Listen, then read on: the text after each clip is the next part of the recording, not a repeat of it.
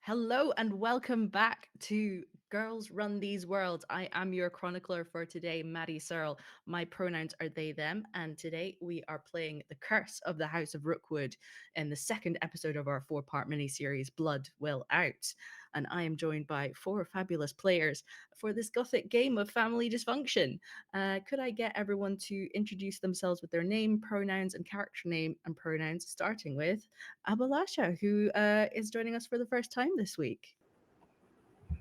Hi everyone. Sorry for the absence last week. I was supposed to be there last week, but things happen like work.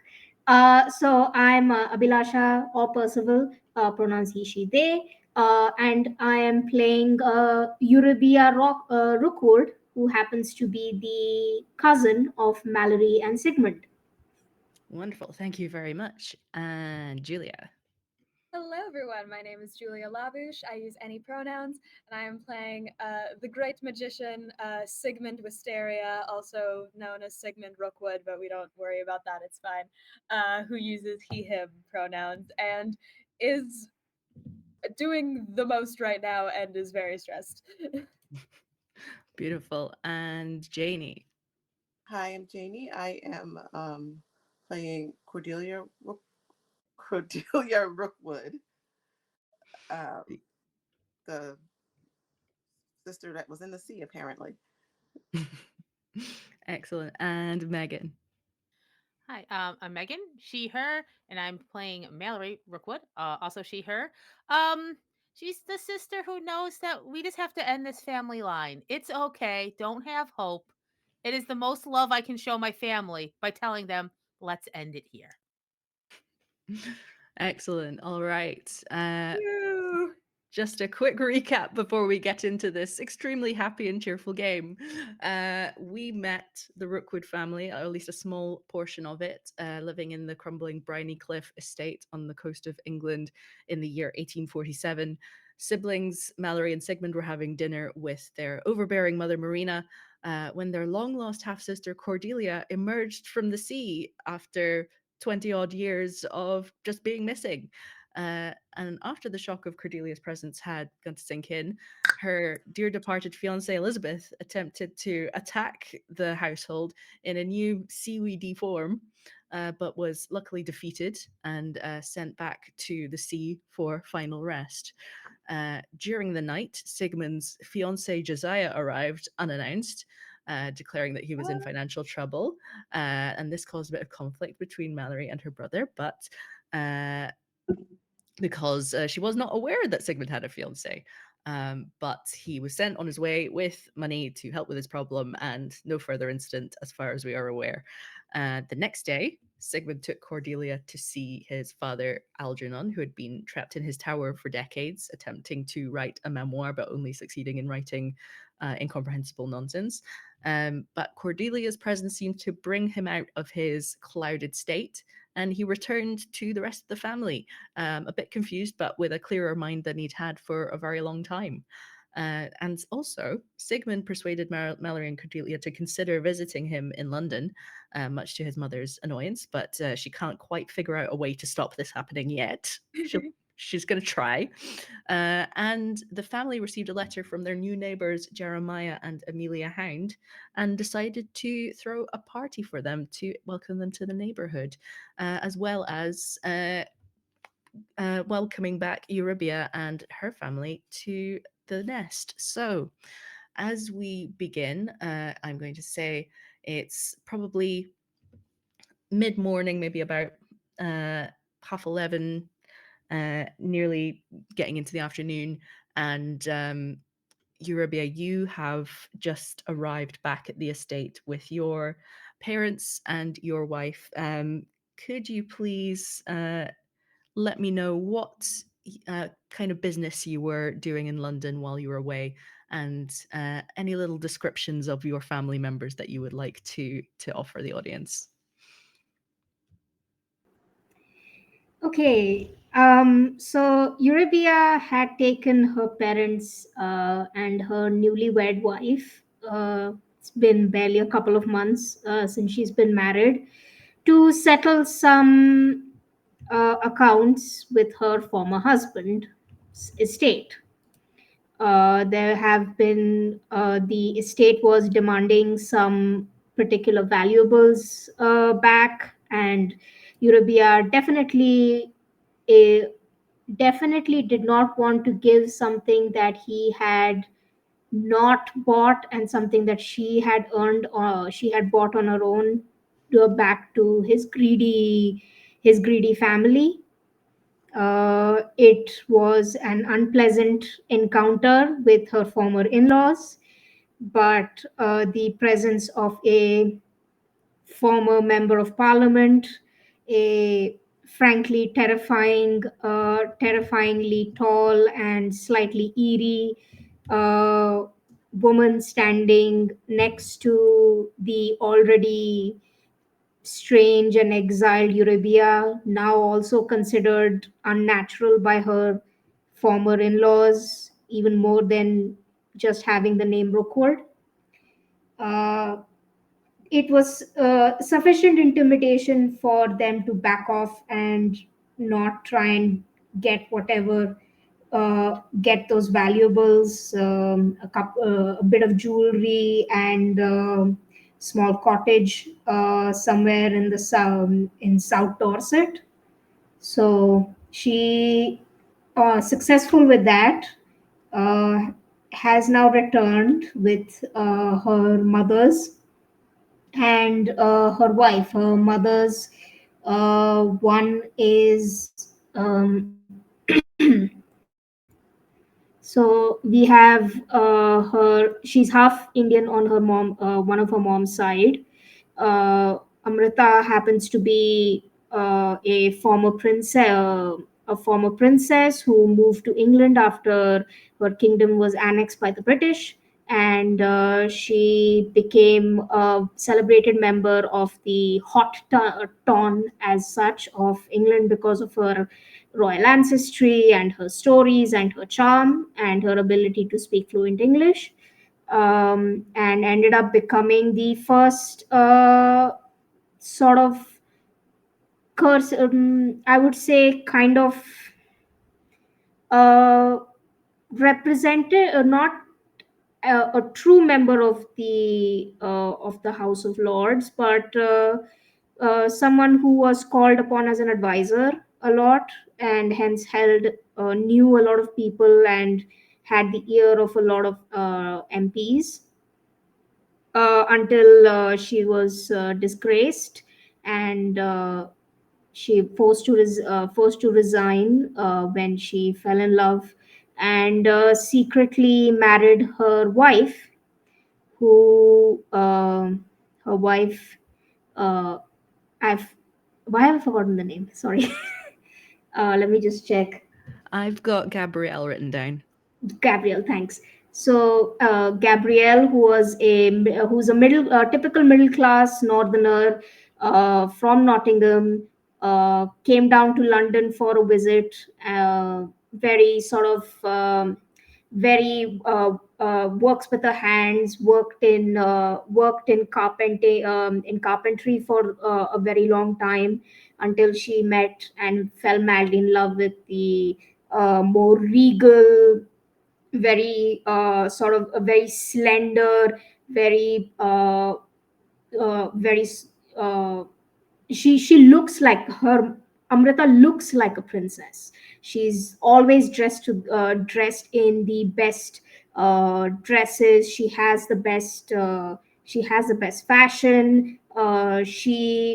Seems to have shed most of her Indian accoutrements, except for her earrings, uh, looking like any posh English lady, except for the color of her skin.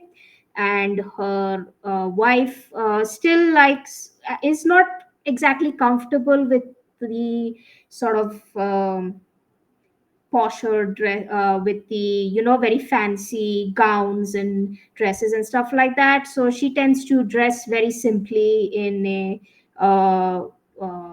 very like cotton or wool coats, just and just keeps more or less keeps to herself and keeps to looking after her family, whereas her mom Amrita is the more outgoing, more ambitious one still.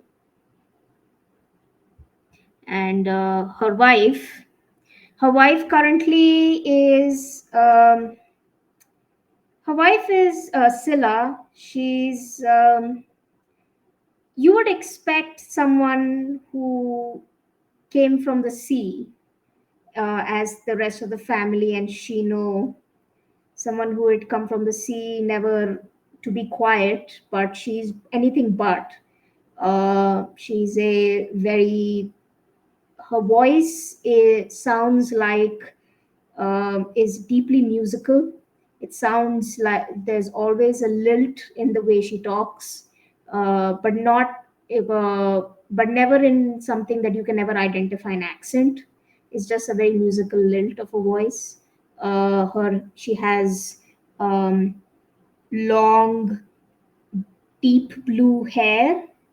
Like it doesn't like it looks very like it looks deeply natural to the point where it's you don't you know somewhere that it can't be from a dye, from it can't be from a dye color, a hair dye or something, yet you don't know how it could get that color. Very sharp features, broad face, a very again a very slender woman, and someone who likes playing music, um, taking care of the house, and sort of is her mouthpiece on occasion when she can't seem to communicate well with her family. Even someone who commands a certain sense of authority just simply by her presence, which was very beneficial as she was trying to negotiate with her former in laws. Wonderful, thank you. And what is Eurobia looking like, and what's she wearing as she's rushing back into the house and ushering her family back in? Eurybia is she looks she's a typical like, if you can imagine in a Victorian butch, she looks like a Victorian butch. She's tight, sort of, she's in jodhpurs, shirt, sort of with shirt, very she has a slightly flat chest, so she doesn't usually tend to wear a corset.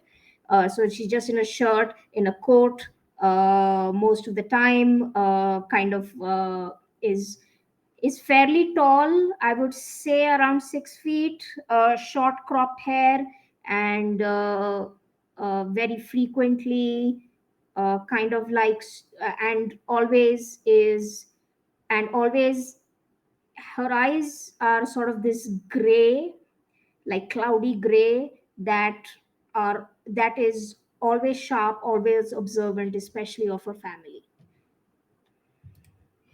Beautiful. All right. So, who among the other family members here think that they would notice the door opening first? And if you can't decide, I'm very happy to do maybe a guile check to see if you've perceived what's going on.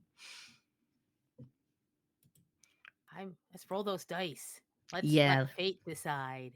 All right. Give me a guile roll. We'll see how many successes people get, or what numbers people get if it gets down to that. This is everyone. Yes, please. Okay. Oof. Do I roll two, right? Uh, How many dice do I have to roll? You're okay. You're just coming in. Oh, It's just the people who are trying to perceive you coming in. Got a 3 and a 2. A 1 and a 2. We're, Hey. we're very focused. It's not like we have 12 other things going on. Yeah. Jamie, what did you get? Do I have to roll 2 dice? You don't have to. You can just roll one. Like, I'm not risking it. Yeah, actually, that's smart. No. Yeah. Yeah, because if you roll doubles, then yeah, then you risk losing a die. Oh shit. So I got a 5. 5. So you are the one who notices Eurybia and her family coming in first. So what would you like to do about it? Would you like to alert anyone else in the family that this is happening, or would you like to just go and greet them? Someone is at the door, and then I go to the door. Nice. All right. So yeah, you're in the midst of party planning for the evening. You've sent out messengers to the Hound household, Bramble Manor, and yes, this has interrupted your busyness. So yeah, what are Mallory and Sigmund going to be doing? I would say Mallory has there's party planning going on, and this is not her favorite thing to be happening, but it's happening and she hasn't been unable to stop it. So I think she's just went again, she's working her way as we established to the medical lore part of the library. So I think she has a volume on wounds and infections that she's just buried in. It's comforting. And I She's like, think but she says very loudly, like, so everyone knows she's reading, like that. Yeah, knowledge. you enjoying yourself over there? What? Oh, I'm sorry, brother. I lost myself in the joy of knowledge. I didn't want to bother you. You're so good at this party planning. Oh, that's quite all right. Um, and yes, Sigmund has not been wanting to, but knowing no one else was going to take the brunt of putting this on himself, even though he would very much like to just not be in this house at all. Um, so yeah, I think like upon hearing from Cordelia that someone's at the door, I'm just like, oh, that's all right, and just making sure like things look presentable. Nice, excellent. So Cordelia, you make your way to the door first. What do you say to Eurybia and the other folks coming in greeting? And Eurybia, what is your reaction to this? The strange person in the house. Oh, eh, excuse me. Are you one of Sigmund's little friends? I'm sorry. Have you met before? Do I recognize her? I think you'd see some of the family resemblance, but I don't think you would necessarily know who this is. Yes, I'm Cordelia. You would remember that that Eurybia was meant to be coming back today, so you would kind of put that together, but yeah, you wouldn't be sure. And you're a cousin?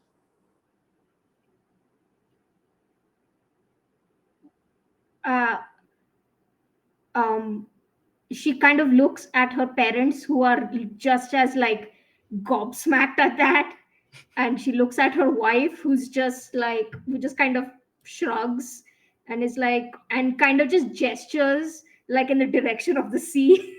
Just like in a, yeah, this might as well happen. And she looks back at Cordelia and screams out, Mallory, Rockwood, get down here. Oh, Eurybia's Oh. home. Oh, like a very much the slowest someone can close a book while still being closing the book, so she can just not do putting it down on the desk, and perhaps the walk you would have at a funeral, but towards the door. And I'll join as well. I'll just put a hand on your shoulders. There's no need to yell. Let's get this sorted out. Yes, boy, there's a full house. How lovely. Hello, cousin. It is so. We see you. This is an event that's happening. Eurybia, you're Right. looking lovely. Do I? It was 3 days. Yes. We didn't do anything. But we did open the door. You know my feelings about this door. I know your feelings about a lot of things, Mallory. I would like a clarification, and I would like some explanation as to why and how and what's happened in the last couple of days, Uh, if I you have would. I have an answer for you. The sea. Do we? Oh, The sea. right. She'll cast a look out to the sea. Yes, it was all quite sudden and unexplained, but Cordelia has miraculously returned to us. Okay. Okay. All right. And anything else apart and no, I'm going to do this by order of priority and order of you are grown adults and you could have told me something. Let's leave that bit alone. Telegrams could have reached me within a day, but let's leave that part alone as well. um okay, she kind of she steps very cautiously towards Cordelia and kind of just um I'm Eurybia. I am your cousin. Your I mean your mom is my mom's sister. Uh, we we used to meet up on holiday, uh, like Christmas and stuff, and used to play near the rocks. Uh, I think we used to play hide and seek and kind of just build sand castles or something. By the sea. Yeah, by the sea. It's nice to meet you, Eurybia. I'm Cordelia. I was your cousin before, and I was out to sea for 20 years. Is Yeah. that how it's Um, been? Might have been a bit longer, actually. It was before Mallory and I were born, yes? Eurybia kind of looks to her parents and they kind of like nod. Uh, I think longer. Um, I am. She kind of her arms kind of like they stretch out as if she wants to give a hug, but she doesn't like impose herself. Just kind of waits if she wants to hug her, but she kind of just like her arms are like kind of outstretched a little awkwardly. Eurybia gets a big hug from Cordelia, especially if Mother's around.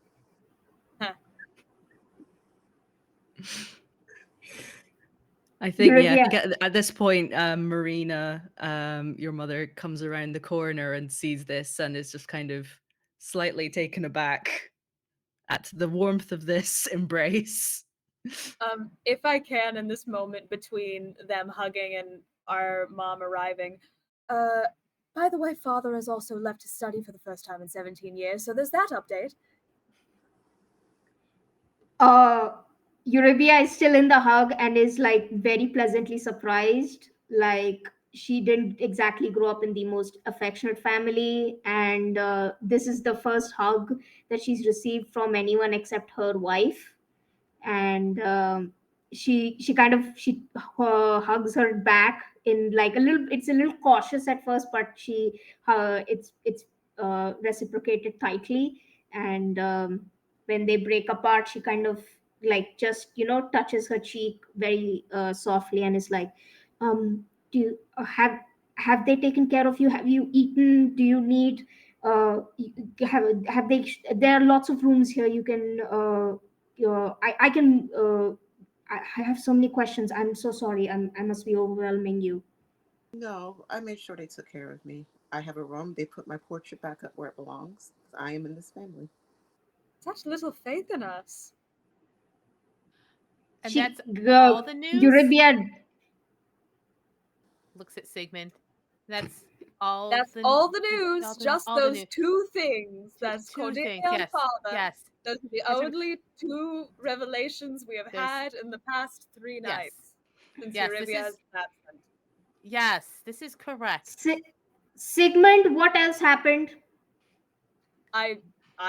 Nothing else. That's what I said. I'm just looking at Mallory like, Sigmund, His eyes are just wide. Like, I don't know how to navigate the situation. Cordelia, Cordelia, I'll come and see you in a little bit. I just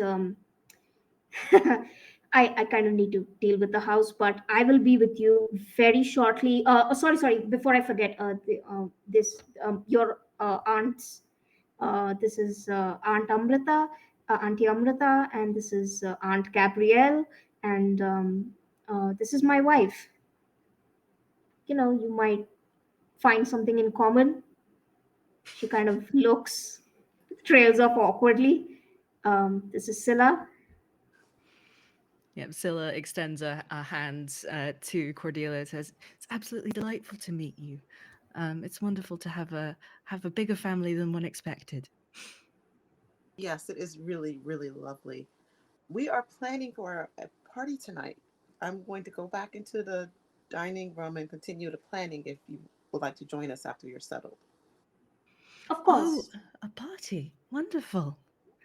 Uh, Eurybia just again, she like it looks like there's a vein pulsing in her forehead as she just locks her, as she has now, now that this is settled, her eyes are just like shark's eyes on Mallory and Sigmund, and she's like coming up.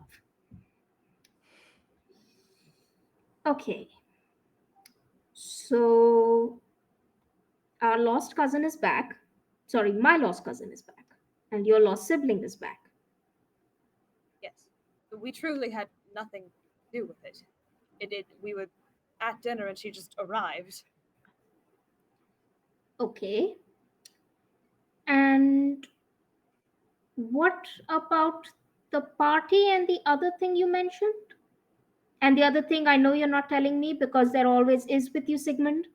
Oh, well, it was the party. We meant for it to be a surprise, didn't we, Mallory?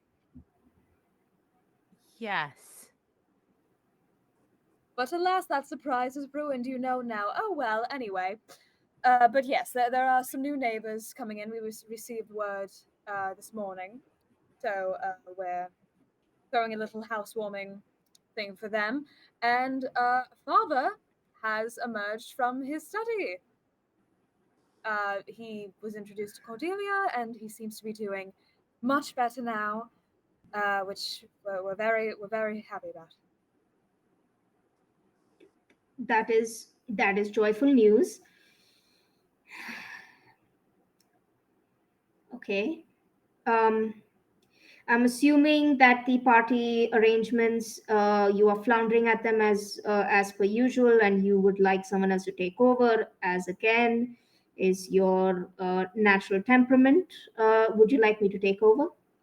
I have it quite under control, thank you. Yes, Sigmund, despite my efforts, still has a brightness to his eyes and hope in his heart. Silly As do old we me. all, Mallory. As do Mother we was all. helping too. Hmm? Mother was helping As as well. Yeah, helping like a Helping wet is a blanket. strong word, yes. Yes. I, Actually, I was. offered oh, I offered what 2 options for starters. You certainly did, Mother. Yes. Mother, why uh, don't you come with me and help me with some planning while they get settled? Yes, of course. Yes, Eurybia, darling, Gabrielle, Amrita, and Scylla, it's wonderful to have you back. Please do let Uncle know if you need any help with any luggage. And yes, I look forward to seeing you at dinner tonight if you so desire. And then she goes off with Cordelia to do something ineffectual while Cordelia actually does the work. uh, Eurybia, just as she goes forward, Eurybia stops Cordelia.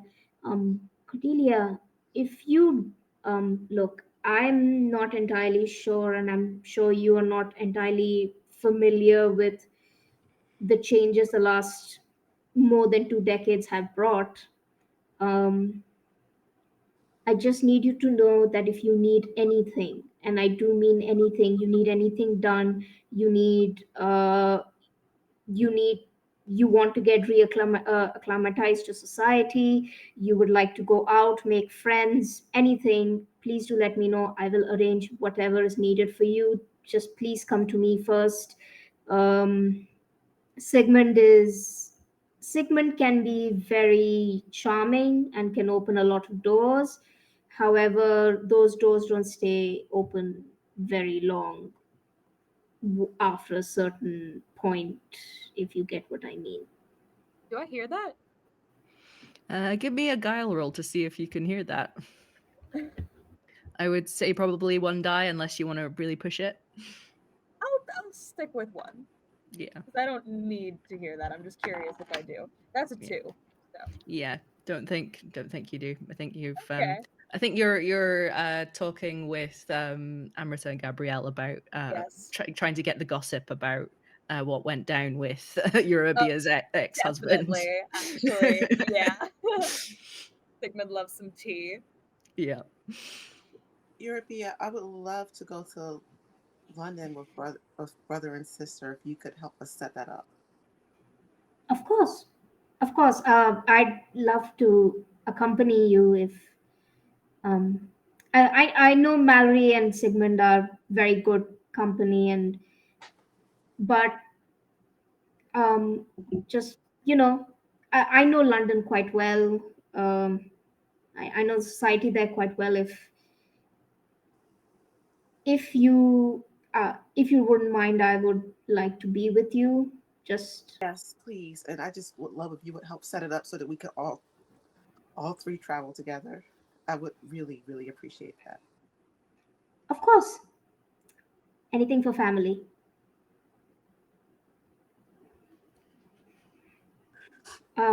Okay, I'm just going to.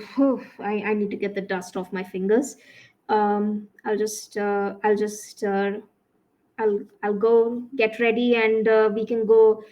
I shall go discuss with Sigmund and the rest about the details of this party before my mother can get her hands on them. Excellent. So you head off to your room and yes, shake off your sooty travel clothes, get some fresh clothes on, have a quick wash in the basin, and yes, you're ready to take on this surprise party. So yeah, what do you think everyone would Mallory still be kind of avoiding helping and continuing to read in the library, or do you think Oh someone would well, try and rope her uh, in? what she oh absolutely, especially with Eurybia returning and seeming to have questions. I think Mallory has tried to fade real well. Like she's tried to find like the darkest nook. In fact, with her curse of the shroud, like she's almost like kind of brought some mist and shadows kind of into a dark corner of the library. And like she's pretending to read, but mostly she's basically hiding. There's a social situation happening. Oh no, her cousin's got questions and she doesn't know how long she can not answer them. So I think it's just that. It's just like, I'm just here. This is just, I mean, I not completely dark. Like if you're looking for her, you'd find her, but like just like not even thinking about it. She's kind of like, there's a dark, wet, damp corner in the library, and Mallory's at the center of it. I would like to pull Mallory aside for a second if I can. Yes. I mean, you always know where I am. It's There charming. is a cloud of mist constantly hovering over you. Yes. Well, I think it's rude to mention it. But okay, yes. Simply stating facts, darling. Listen, I know you don't mean anything by it, but really, we shouldn't even mention the hint of Josiah or any other secrets for that I'm still trying to figure out a good way and time to tell everyone. I will try my best, brother. I love and yet am saddened by the thought that you still think any secret can be kept in this house. I no, I'm for you I will try. I think we are just delaying the inevitable, but no one no one believes me, so I I will I say nothing. I believe it is inevitable too, but there needs to be a gentleness to these things. We can't just, you know, Eurybia has been trying to set me up with various people for years. Ideally, I would like to not tell anyone until Josiah and I are properly married, but I know that's probably not going to work out that way. I want to find the right time and way. I'd like for it to not spiral out of control. It will spiral, but I won't be the cause of it. This I can promise. And she like puts out her hand, slightly damp. All right, well, I'm glad of that, and does not hesitate in taking her hand. I I I I I will try my best. I know I can get lost in the darkness sometimes, but I'll take your lead on this. But Wonderful, thank you. also, if Yes. Eurybia corners me, I don't know how long I can hold out. And you know, that's fair. And Yes. I will deal with the consequences of that. Okay. I know my strengths and I very much know my weaknesses. I will crumble like sand. Oh, come on now. You must have more faith in yourself, darling. Oh no, that's the biggest trap of all. Oh my god. Let's have a party. You're excited about this Yes. party. You know I Everyone in this am. house is excited about inviting other people into this manor as if I'm it's excited anything but about inviting tragedy. I'm excited about any chance to get drunk. You know that. Yeah, yes. I do like to see you with that warmth to you. It's a very cold manner. Well, shall we then? Stay here and read. Absolutely. Oh, all right. Look, Don't tell don't tell anyone I'm here. Okay, I'll head off. yeah. She just kind of like goes back into the like closes back up. Beautiful. All right. Is there anything, any other conversations anyone would like to have before we get into serious party planning? Otherwise, my next question is, how does Eurybia absolutely take control of the situation? So Eurybia comes like she's back in her in her manor clothes, a little more her she's not in like long pants anymore. It's slightly she's in lighter color clothes and a shirt, like a shirt, and just kind of strides across the dining room to the dining room where everyone is, and it kind of just uh, essentially kind of takes over Sigmund's notes and whatever stuff he's written down and all the arrangements he's like writing down that need to be made. And Eurybia kind of just sits down next to him. Like, there was a time when she would have like been a little more timid or maybe asked if she could help, but after years of kind of being left out in the dark, or and then everything going to shit, Eurybia has just kind of gone fuck it and just kind of makes her presence known, and just kind of starts just simply starts to recommend, like she just says, okay, yeah, this you should call this person, this can be done, this we can do on our own, care of food and stuff. I will put in the, I will get a cook for, I will get a cook and a bunch of other cooks for the day, since this is going to be a lavish meal. Like, she takes this like small dinner party idea and kind of makes it big and grand and kind of expands it, like. And also at the same time she's interrogating Sigmund on like, so about this family, Yes. like who's in the family, who the parents, the who are they related to, are they from around here, what are do they have children, how old are the children, do they have nephews, nieces, whatever. I know about as much as you. All we received was a letter that they were arriving. There were two names given, Jeremiah and Emily, Amelia, something of that nature. Uh, it didn't say anything about children. It didn't say what they do. The Hound family, if that helps you. I haven't had the time to do research. Okay. Eurubia, would you like to do a guile roll maybe to see if you, with your connections, know something about this family? Okay. You can do one die and it's not risky, two and it's a bit risky, or you can supernaturally kind of try and pull this knowledge from the sea, and do three and make it very risky. We weren't told uh where they're moving from, were we? You don't know where they're moving from. All you know is that they're newlyweds. Okay. I just rolled one dice, I got a 5. 5. Excellent. That's a success. So yeah, you would know that these are sort of upper middle class people who are wealthy in business, but not necessarily kind of connected in aristocracy. They've taken Bramble Manor, which is a relatively expensive property.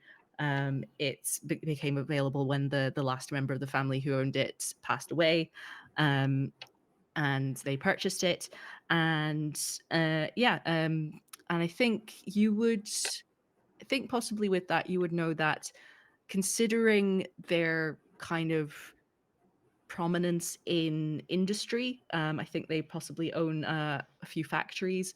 You suspect that they may go in the same circles as your ex-husband.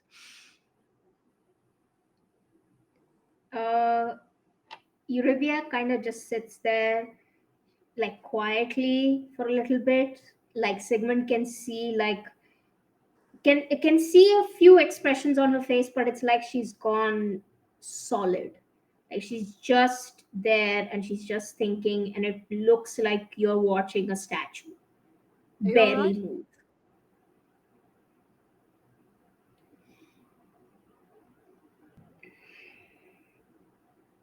I'm fine. Sorry.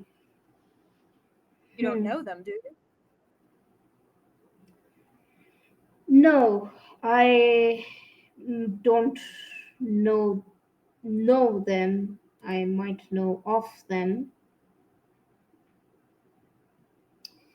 They they're they're of new money. Uh, own you know the men of the husband, Jeremiah. He's a man of industry. The wife a socialite, as per usual. Hmm. New money, newly rich. Wonder if I've encountered them before and just don't remember. No, I probably would. Might have been drunk. Well, we'll figure it out, won't we? Hmm. Did they by chance? No, they would have. If they sent the invitation here, they know of the manor, they know of the family name, so it's not unlike. So at least they're aware of that. But knowing our name didn't send them running for the hills, so that's something. Hmm. Well, we can hope that hearing my name doesn't send them for the running for the hills either. Anyway, I have a quick above the game question. How much do Sigmund and Mallory and our side of the family know about Eurybia's divorce? I think that Eurybia had maybe at one point tried to confide in Mallory specifically, or at least tried to like tell her that because this was immediate, she was very vulnerable, deeply humiliated. She comes back, she's uh, in tatters emotionally, kind of comes back, tries to confide in uh, Mallory of her, of like, the worst has happened, everything sucks, and I tried my best. And that conversation did not go well because Eurybia at that point needed hope. She needed like comfort, and Mallory absolutely sucks at that, especially of the we can do something. And that is pretty much where Eurybia kind of gave up on like genuinely trying to be vulnerable with Mallory. And even because Sigmund tends to stick with Mallory a lot, even to a lot of it with Sigmund, and she kind of, she still wants that, but she doesn't think that either of them are very sympathetic or frankly give a damn about her. Yeah, I bet you anything Sigmund was probably in London at that time.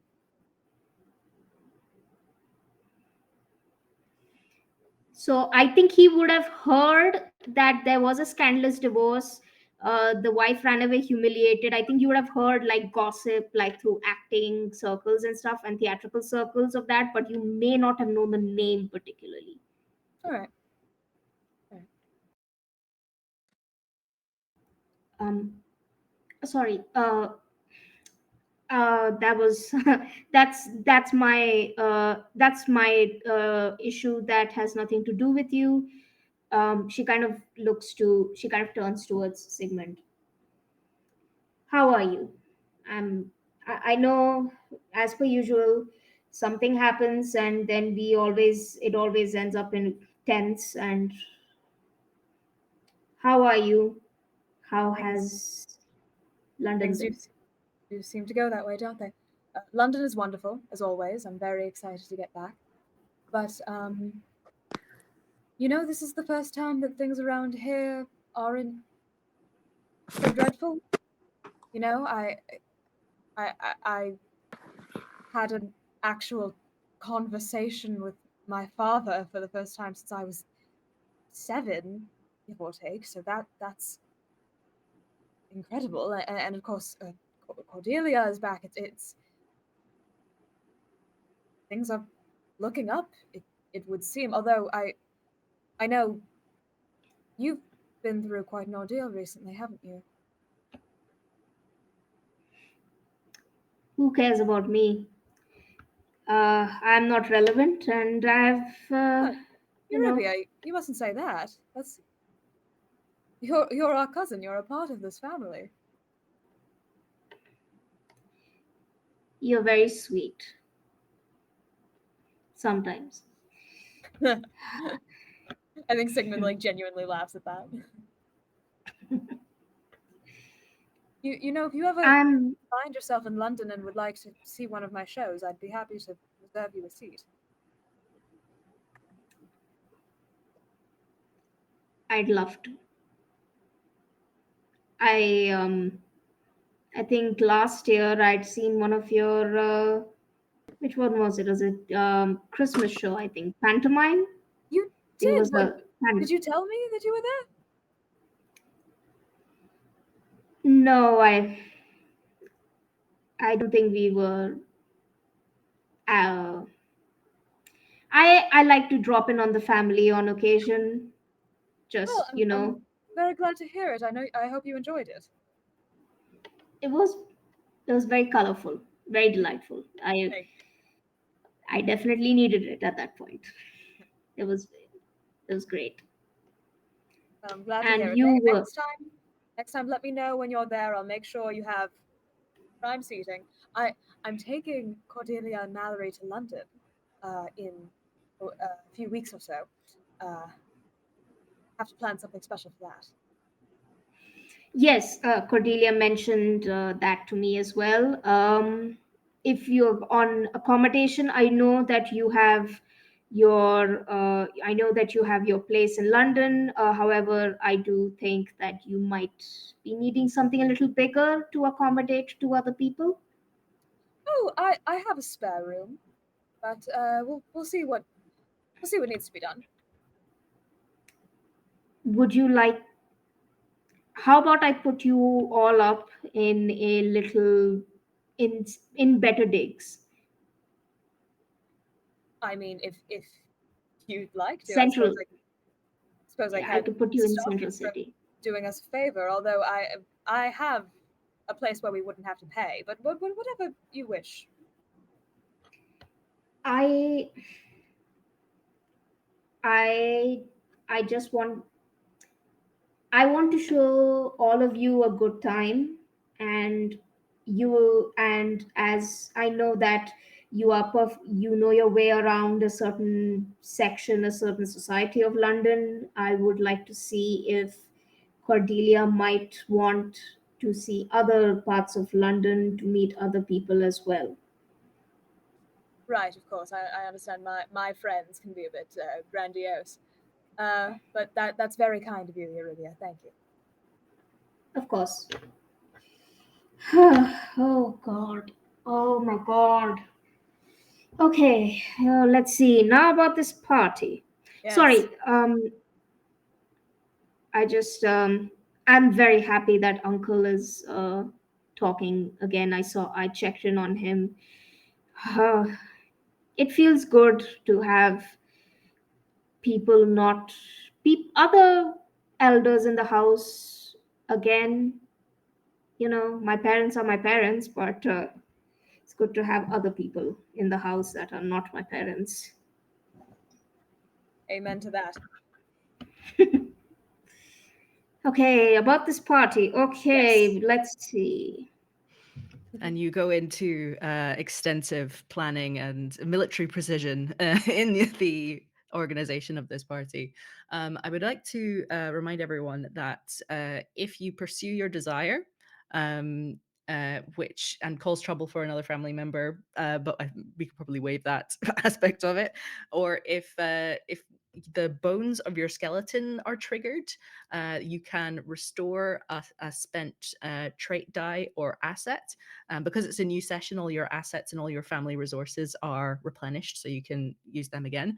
But yeah, and do let us know if one of these has been triggered and that you've restored one of your dice, because then that's nice. And obviously with Eurybia, you haven't spent any dice yet, but with Sigmund, I just wanted to double check whether that had happened with that scene.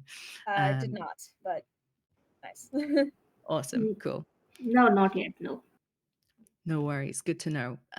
Excellent. Okay. I think is there any other business anyone wants to take care of before the party gets started? Cordelia wants to let Eurybia know what a great job she's doing. She's really got everything under control, and she's got full trust in her. I was doing a good job at this. Oh no, you were doing a great job too, Sigmund. I just wanted to let my dear cousin know how much I appreciate everything. All right. Eurybia is like startled, like is a little startled and like um and again she's still a little unsure around Cordelia, but she has this huge smile on her face when Cordelia says that, and she kind of and she squeezes her hands and says thank you so much. And she kind of now you see that Eurybia like actually starts to talk to Cordelia and like kind of show her around the manor, like spots that Eurybia like in her capacity knows, and some secrets that she likes to like show. She shows her workshop where she does like little carpentry and stuff, and she kind of takes Cordelia's face measurements there just so that she can make a little like a little bobblehead kind of thing for her, like little toys or something. Wonderful. All right. So yes, the rest of the day continues apace as you're all busy doing either helping or hindering the party or staying out of anyone's way, depending on your temperament. And eventually the evening rolls around and the carriage containing the hound newlyweds arrives.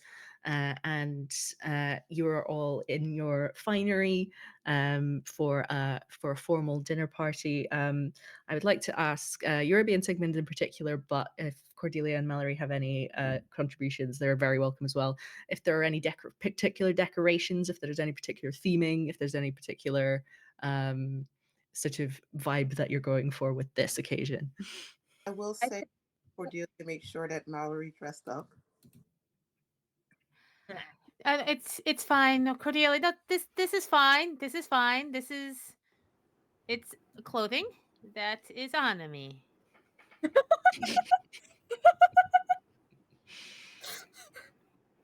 Oh, don't look at me that way. Eurabia, Don't like it feel like she's about to leave, and then Cordelia just gives her okay, I'll wear the shawl. Okay, I'll wear the shawl. Are you? This is too bright, and it's like a slightly lighter gray. Is this okay? Okay, and I think Cordelia doesn't say a thing. It's just okay. Okay, this okay. Look. I'm the belle of the ball. You can wear my nice seaweed color one if you like. Oh. Okay. Oh yeah. Oh, okay. Okay. Yes. Okay. There. On top of the other one. And it's like the dullest green that you could possibly Is this brazen? imagine. Is this brazen? I'm not a trollop, am I? Can I borrow your gray one? Oh no. Of course. Yes. I was drying it. Stuff gets damp. She'll happily hand it over. Yeah, it's a little damp from the kind of the fog mist, A little but salt crystallized somewhere, like on all yeah. the bottom of Mallory's dresses is just crystallized. Um, thank you, Cordelia. Um, you're dangerous. You, I'm trying to not hope, but then you returned. I can't talk about this right now. Okay, let's just go to a party with people. This is this just is okay. I think Sigmund's main contribution to this would be like, he understands that like this house looks like shit, and there's only so much you can do to like zhuzh that up. But so I think his main thing would be like trying to make things look a little more alive, like putting in a plant, opening the curtains so there's like light. What a concept. So just like it's more little like subtle touches like that. It's like we're I don't know, we're polishing the car, but the car's sideways in a ditch. So um Yeah, you don't quite have enough time to like fully replaster the bathrooms and things like yeah, that. no. You I can mean only we'll just wash kind out of the towels, but yeah, like it's like strategically hang a picture over a big crack in the wall, that yes. kind of thing.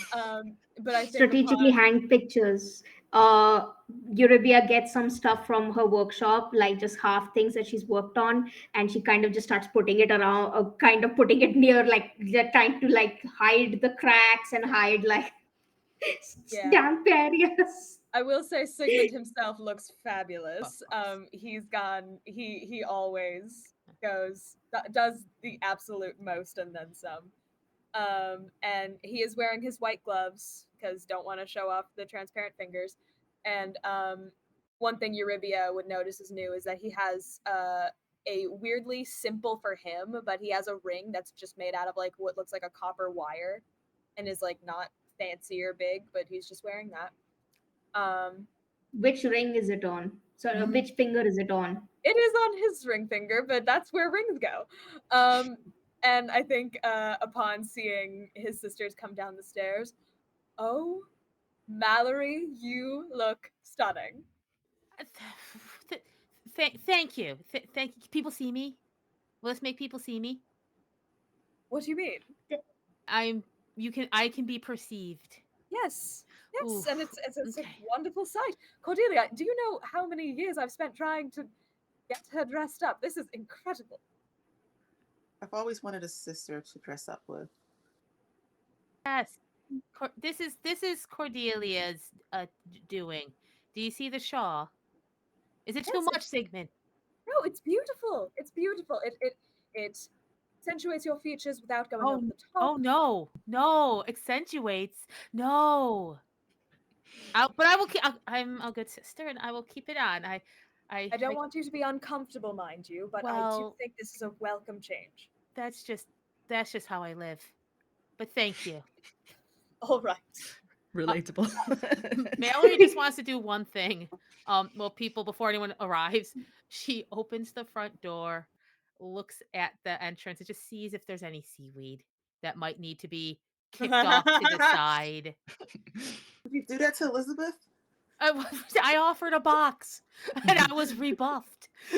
Yeah, I think you It was see the one timing. stray strand of Yeah. seaweed that was missed Wait, in the chaos when she of the says, night before.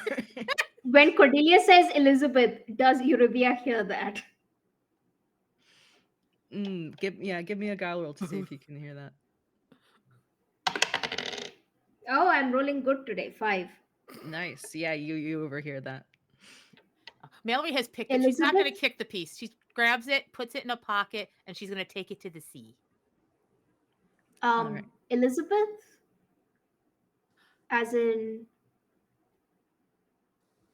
uh, Sigmund? Did we did we have other visitors from the sea? Right. Briefly, it's for Cordelia's, and I'm making sure this is just Eurybia and I. Cordelia's fiance paid us a brief visit, but she wasn't herself, if that makes sense. She's no longer with us. Are you all safe? I believe so. Nothing strange has happened since then. Okay. Okay. As long as you are all safe and Cordelia is okay. You and I both know that spouses from the sea can be unpredictable. She kind of looks a little like kind of looks apologetically upstairs, as in like she's mentally saying sorry to her wife who can't hear her at this point, but she's Right. still up on like sorry about that. This was a little different from. It was different, but I believe Cordelia's doing better now, but it might still be a bit of a sore subject. Okay.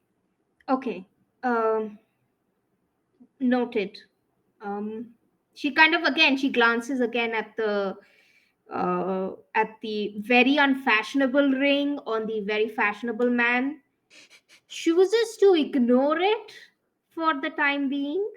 She's like, okay, this may be some fashion I'm a little out of touch on, but and kind of just kind of slightly reaches out and just fiddles with Sigmund's collar a little bit. Oh, you look you look dashing. Why, Uh, thank you. Eurybia is in kind of coattails, coattails and straight pants, with like again very fancy sort of red coattail jacket, and a little bow tie, and in riding boots, like very like strong riding boots. Beautiful. And Janie, what's Cordelia wearing? Cordelia has a gown on that's let's say the color of like seafoam. It's very, very fancy. There's probably some pearls embroidered on it. It's got the like the dainty like Cinderella type beaded shoes that are really sparkly. And Mallory's gray cloak, but she somehow twisted it and made it look cute.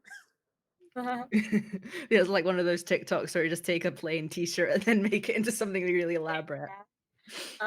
If I can describe Sigmund's outfit a little bit more, For sure. it's this navy blue suit in white pinstripe with the matching vest and everything. Also in coattails because he's a magician and he's extra.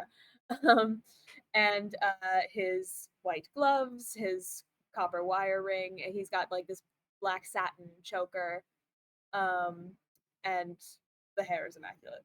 But yeah. Wonderful. I'm going to say Cordelia's hair is pinned up with more pearls, maybe a gem the color of her eyes, which is like the color of the sea. Excellent, excellent. And yes, and everyone else is turned out. Algernon has been kind of hurried into a suit that doesn't quite fit him. It's a bit baggy on him. He's lost some weight in the years that he was up in the tower. But Marina has kind of tried to polish him up and make him presentable. Marina, the matriarch, is wearing a lovely gown that is slightly old fashioned, but is the exact same silver of her hair, which is piled up in an elaborate do. And yes, and Amrita is looking very regal as usual, whereas Gabrielle is just trying to look smart. And I'm assuming that Scylla has some very beautiful gown on, and the blue Yeah, hair is maybe plaited and wound around her head in a very elaborate way. yeah, it's again, it's very like elaborately, like there's elaborate plaits that look like, again, that look like a little which, like, you know, the Medusa hair, but she pulls it, but she makes it look like very regal, very mysterious. And she's dressed in this sort of green. She's dressed in green today, sort of lightish green, flaring gown, little deep cut. She looks hot as hell, and yeah, and Eurybia can't take her eyes off her, and she kind of just twirls her around a little bit when she thinks no one else is seeing. Oh, amazing. All right, and now everyone is prepared. You hear the telltale sound of horses trotting up the path, far away down the winding path, and Uncle hurries out of the door to go and escort the guests up this very circuitous route to get to the manor, and he eventually returns with a young couple, probably in their mid-20s. The man who you assume to be Jeremiah is tall and with broad shoulders. He's got dark brown hair that is slightly tousled, but in a kind of fashionable way. He's got mutton chops. He's got very bushy eyebrows, and he's wearing just a very simple suit with a I think a gold cravat, perhaps, to kind of give an air of wealth. And his wife Emilia has a similarly sort of yellow dress with gold trimmings. And yeah, she's got this fiery red hair, freckles scattered across her face, and these sort of forest green eyes, which seem to take in a lot and be very perceptive. So yes, as they enter, Marina comes up to them and says, "What? It's lovely to meet our new neighbors. Thank you so much for accepting our invitation. It is an honor to have you here, and we hope to make you feel at home in the county." And Jeremiah says, "Well, it is quite a pleasure to meet you. We have heard many things about the Rookwood family. It is wonderful to uh, put faces to names and get an idea of the wonderful legacy that you have here." Um, what is everyone else doing at this point? I'd like to roll to see like how genuine that is, because that's off-putting to Sigmund that they're like, we've heard of your reputation and we're excited about that. Yes, absolutely. Yeah, Mallory please. would love to roll too, because she's like, I know exactly what the Rookwood legacy is. Yeah. um, Yeah, um, Eurabia would also like to Yeah, roll. we're all like, no. But hers, no. In Eurabia's case, it's what kind of excitement and can I use it? Like, Ah. can it be something I can exploit in a way? I have good news and bad news about my roll. mhm. 2 6s. Oh, Ooh, baby. interesting. I So got yes, 4. one of your trait dice is spent, but you do succeed. Um, uh, and I rolled 2 dice and I got a 6 and a 4. nice. So those are both successes. 2 successes, excellent. What's everyone else got? 4. 4. Cool, excellent. So Mallory and Eurobia, you detect a sense of a well-practiced liar in this gentleman.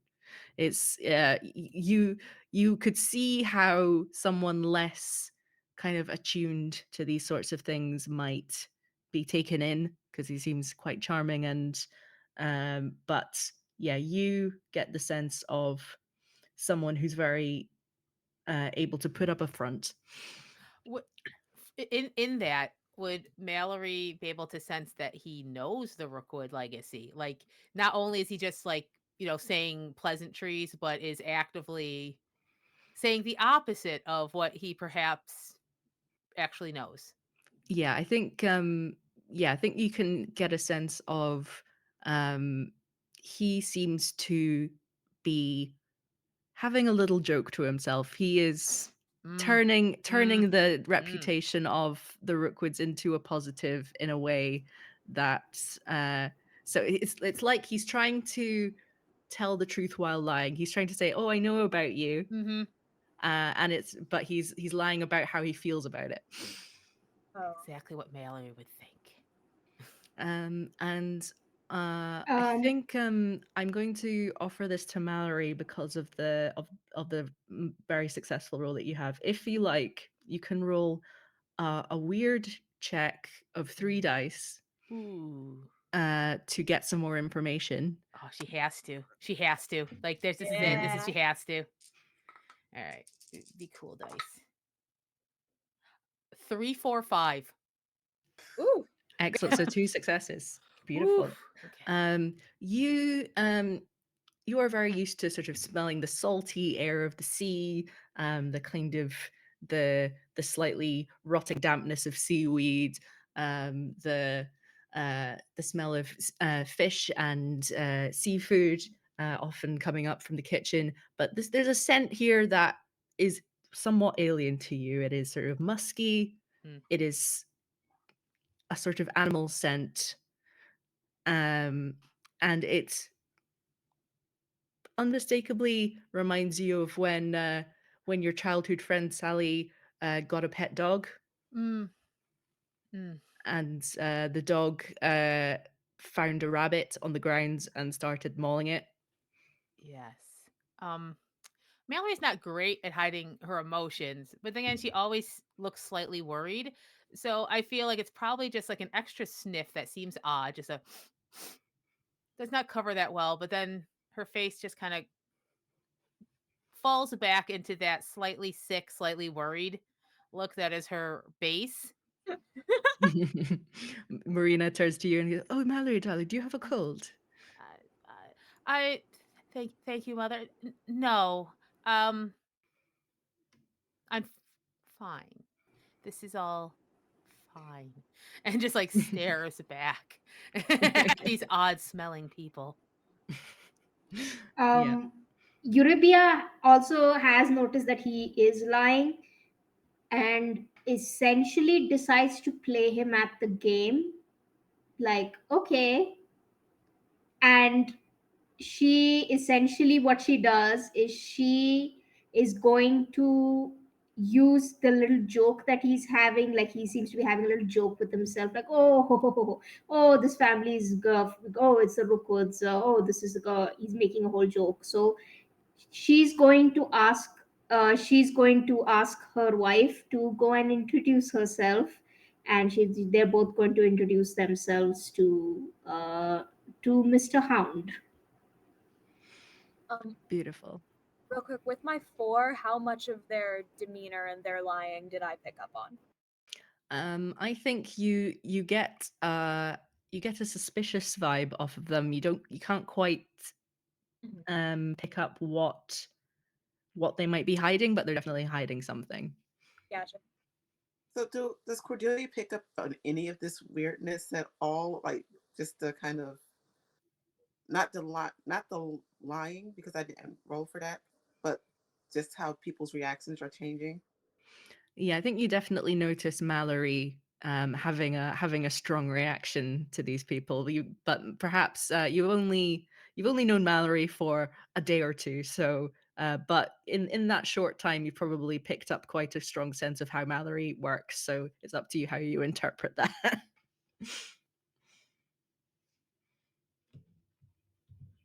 Okay, and yes, so Eurybia is talking to Jeremiah with Scylla, and yeah, as you bring Scylla up to meet Jeremiah, you can see that he kind of does the sort of look up and down and tries to hide it, and are just like, it is wonderful to meet you. Thank you so much for welcoming me into your home. What are you wanting to say to Jeremiah? um, Mr. Hound, it is a true pleasure to have you in our house. We always like to entertain neighbors. I hope that you have a comfortable dinner here. We have everything set up. I just uh, and she kind of takes him into a conversation about like his whole deal about like the things he does in industry, and she kind of leads him into a discussion about himself. Like she kind of cursorily like kind of gestures and introduces her family like from afar, especially Cordelia, because she does not want Cordelia to become like a figure of attention.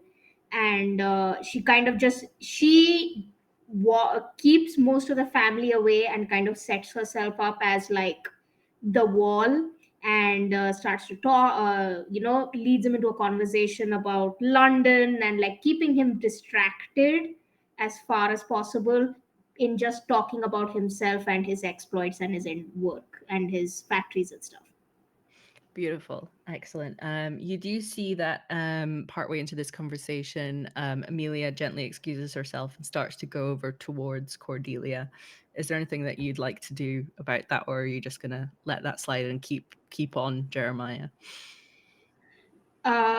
She's going to take a look at that. She's going to lock eyes with her mother and like kind of silently plead, be normal, just kind of be normal, please.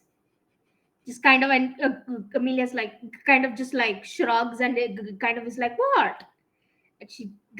And but she has to pay attention. So in this conversation, Scylla has also joined.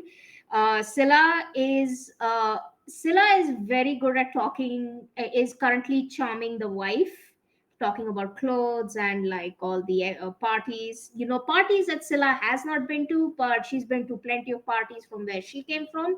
And if she talks enough about how cool the parties were, she doesn't have to say where the parties happened. And Hmm. I think I'm just like listening because I'm curious about like what these people do, where they're from, just like general like information about them. So I think I'm like more involved in the conversation with Jeremiah for that info. Nice, cool. So yeah, Scylla is running interference on Amelia, so she doesn't quite get the chance to sneak off and try and find out more about Cordelia. Sigmund and Eurybia are focusing on Jeremiah. You're finding out that they are both from the Midlands.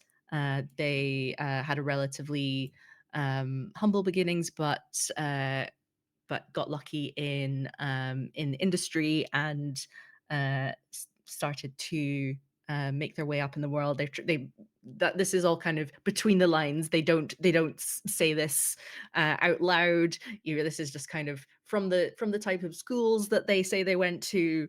These kinds of things you start to detect a kind of a social climber vibe to them, and And forgive me, what industry do you work in? oh yes, it's cotton clothing. Ah, Yes, I do realize that in previous years it was seen as a rather cheap and undesirable item of clothing, but the practical uses of it are really remarkable, and I think the democratization of fine clothing to all people of all walks of life is surely a good in this world, don't you think? yes, fascinating. Full glass of wine. Uh, It's his favorite accessory. Yeah, perfect. Eurabia looks at Sigmund, but not in a judgmental way, in a I feel you way. Just locks eyes of like please save me a glass, and kind of continues with the conversation, but the conversation has kind of shifted a little bit into more like uh Eurabia was definitely raised to be posh. Like her parents were also like her mom was very well acquainted with a lot of aristocracy because of her erstwhile title. So she knows the names. She went to she did get to study with Eton tutors and stuff. Even though girls are not allowed there, she was given special dispensation because of her mother. And she got to so she knows the name. She starts talking up her education, about the things she does, dressage, horse dress, all the posh, all the like about fencing and the horses and the things. So like now she turns it on. She turns it on a little differently, like not just charm. It's now I have, like, if you think you're here to judge me, I have to let you know I am better than you. Ha.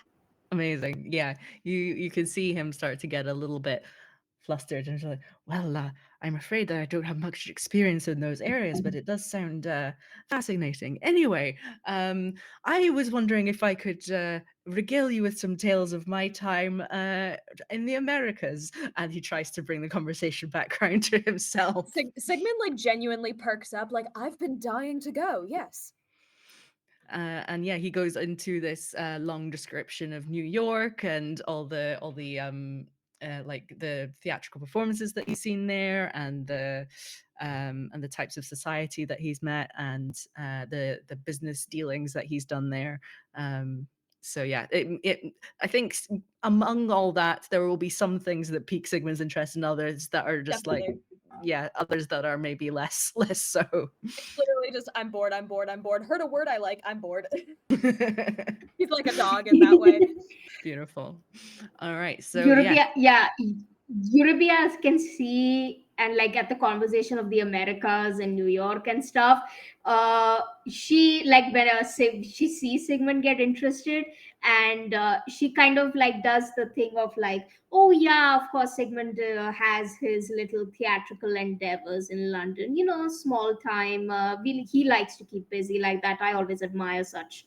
I always admire relatives of mine being very creative. We are a very creative family, and it's always good to have. Yeah. I'm a stage magician. Oh yes, of course, of course. He pulls rabbits out of hats. It was very interesting the last time I went. He pulled out. There's more than that, He but sawed a woman in half. I did. Oh yes, you sawed a woman in You half. have to That do the basics, but I'm more interested in some bigger spectacles now that I've made a name for myself in the city. Well, goodness, I will have to keep an eye out the next time in town if I see any of yes, your posters yeah, around, so I can come along to one of your shows. Yes, let me know. yes. Of course he's our little magician, our small fish in a small pond. He's kind of just like, just grabs his shoulder in like a very tight way and kind of tells him, dear cousin, could you please check in on the food and check in on my mother and Cordelia and see if they're doing well? Sure. I like don't understand why I'm being sent away, but I'm just like, all right. All right. I think at this point, it is time for us to take a short break. So we will be back in about 10-15 minutes to find out what other awkward moments this party has in store for our family. So thank you so much for watching, and we'll be back very soon. All right. Bye-bye. Bye.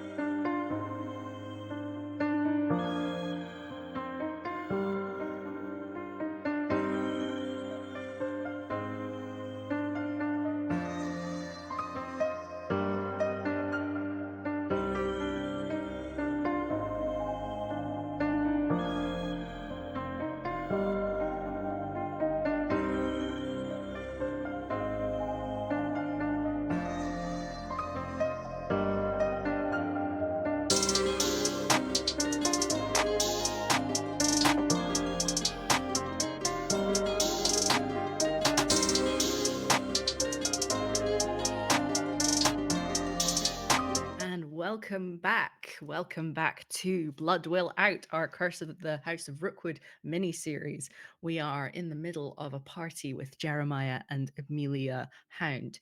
Yes, Mallory has had some suspicion that something slightly weird might be going on with these people, and other members of the family are certain that they may be not entirely truthful about some things, but we will find out to what extent this is an issue for the family. I think we'll bring the story back in as everyone is heading to the dining room table, and with beautiful lavish decorations set out all along the table. Maybe like cornucopias of fruit are just spilling over as a centerpiece, and beautiful floral arrangements with coastal flowers. Yes, you are all settling down at the table to begin your meal. Um, what uh, uh, what will you be having for your first course, do you think? Anyone can answer this. I'm just I like getting contributions from the players. A watery soup. Like soup is watery. This some for some reason is like extra watery. There's like one little limp bit of green kind of floating in it, and it smells slightly salty, but like Yeah, seaweed salty. We yeah. have a bit, and we're Yeah, oh yeah. That's watery soup. It's what we're known for. Yeah, I think, yeah, possibly some. Yeah, It's there's meant to like be one cabbage. lonely crouton in it. Yeah. Oh yeah. Yeah, yeah, yeah. Like a life raft in a sea. Yeah. wow. The only morsel of tolerable flavor in this whole thing, and it's gone in one bite. Um, the yes, Jeremiah and Amelia kind of have to try and put on their best smiles once they see this first dish, um, and sort of reel themselves back from their immediate reaction of disgust.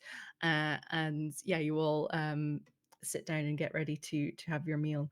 Um, Cordelia, could I please get a guile roll from you? Yes. You may use as many dice as you wish, or as few as you wish.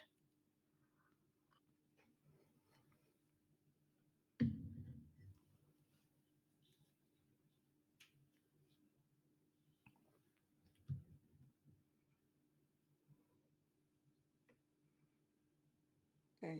I rolled 2 and I got a 6 and a 2. 6 and a 2, perfect. That's a success. So you are also not particularly used to this type of cuisine, shall we say. So you take a very tentative, tiny sip, and before you let the liquid down into your throat, you immediately kind of delicately try and spit it out without alerting anyone's attention. This is definitely poisoned. Yo, Um, what? I'm actually going to stand up. Whoa, whoa, whoa, I whoa. Is there like a tablecloth that I can pull? Yes, you can. I want to pull the tablecloth and then storm out of the room like I'm really upset. Oh my goodness. Okay. What's everyone's reactions to this? I'm going up and going after her. Hmm. Eurybius asks Scylla, who has already finished her soup, and to go after Cordelia. You don't see any ill effects in Scylla. Um, uh, Everyone else who has taken a sip of their soup appears to be perfectly well.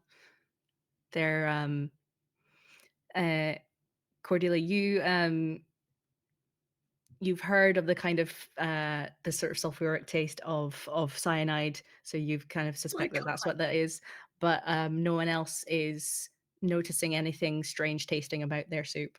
Sigmund didn't have any. I just want to say, and I'm not. That's not me deciding that just now. I'm not being meta. I genuinely had that thought as soon as it was described. Nice. Yeah, very fair. Um I think Eurybia Mel. has not been slurping as much as she's been doing the thing of like, with the spoon, like kind of like just like just rotating her spoon, hoping it goes away. But she's been like valiantly taking a sip like every 3 minutes. Yeah, yeah. So yeah, Cordelia stormed out. Sigmund's following. Zilla is following. Where's Cordelia going? To the library to get her, well, her stuff. She has stuff in the library. She's upset right now. Sigmund, are you just kind of following and looking behind, or are you going to try and intervene and talk to Cordelia? I think once we're like a good distance away from the dining room, Cordelia, what happened? Are you all right? I know you don't want me in this family. Were you trying to kill me? What? The soup was poison. How do you know? What? It tasted like poison. Don't try to kill me. I didn't. What? All right. Just you're all right though. Yes, I'm fine. If you didn't do it and someone did, and I don't want to sit here and be murdered on my when I've just gotten back. Of course not. Oh. Right. We'll figure this out. You don't think anyone else? You take all the time you need. You can stay here if you'd like. I'll try to figure something. Scylla has like one the kind of like puts her arm in, links her arms with Cordelia, and kind of very and like is standing with her, like in a sense of and like looks at Sigmund and essentially tells him that she'll stay with Cordelia, just to make sure there are no more mishaps or anyone tries a direct attack. Scylla, you didn't. Nothing seemed off to you, did it? Not that I don't believe you, Cordelia. I just want to make sure nothing happened to anyone else. I didn't taste anything in my soup. It was perfectly bland as usual. Right. All right then. You two stay here. I'll be back, and I'll head back. Yeah, perfect. Meanwhile, Marina is trying to smooth things over, saying, "Oh dear, poor Cordelia. She has these chronic pains that take over her at strange moments, and she has to simply leave in a dramatic fashion in order to attend to her health needs." And Where is Uncle? He's not sitting with us, is he? no, he is Okay. not. He's not in the. He served the food and then left. Mother, do you happen to know where I could find Uncle at this moment? I would assume that he's in the kitchen preparing the next course. Right, I go straight there. All right. Yeah, you head down to the kitchen. Eurobia and Mallory, are you doing anything? Are you just trying to smooth things over at the dining table, or are you wanting to investigate things outside of the room? I think Mallory. Eurybia is keeping the guests occupied. I Nice. think at first Mallory, she actually has her bowl because she was kind of doing this, so she's just like holding it. Her clothes are slightly damper because a good chunk of that soup did go on her. I think she's just eerily quiet and she's just staring at the hounds and then doing like the occasional. The Hannibal Lecter. Yeah, just like, hello, welcome to our house. A lovely party, yes? Because she's like, oh no, I have to hold down the social part now. Oh. Yes, Jeremiah and like I think Amelia at this point is the one who goes, "Oh dear, I hope the poor darling is all right." Do I you?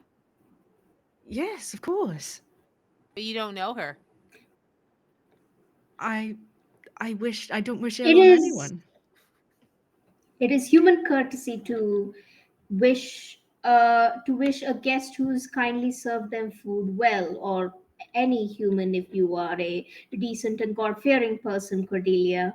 Sorry, not Cordelia, Mallory. Um, Yes, human courtesy. it- Oh God. I just Oh, I want this scene to keep please. going, but I also think that's like a perfect moment to cut, like smash cut to the kitchen. Sigmund storming This in to just find Uncle. continues. Yeah. just parting the doors, looking so fabulous. Do I see Uncle? Yes, you see Uncle just sort of busying himself with some of the dishes from the cooking of the first course, and there's a couple of the cooks that Yorubi has hired also busying themselves. Is he the one like overseeing this though? Yeah. All right. Ahem. Yes, Master Sigmund, how can I help you? And I'm making sure everyone in this kitchen can hear this. Would anyone care to tell me why my sister just claims to have tasted poison in her meal? The cooks look absolutely horrified. Their professional lives are on the line, and they start Damn straight. giving deep apologies. No idea that this has happened. Who's Uh, lying? so yes, please give me a guile roll, however many dice you think appropriate. What's the max that I can roll? 3. Okay, I will be doing that. All right, you are putting your supernatural abilities into this roll. Oh, is that what that means? Yeah, it's a supernatural Oh. effort. You don't have it won't necessarily be visible, but it's just Gotcha. Okay. Yeah, you won't be giving yourself away to strangers. And can I use an asset? Yes, you can. That will add an extra die. Hell yeah, 4 baby. And then yeah, that's that used up for this session, I believe. Yeah, that's my known in high society. Perfect. Okay. God damn, we got a 2 and 3 3s. Oh dang.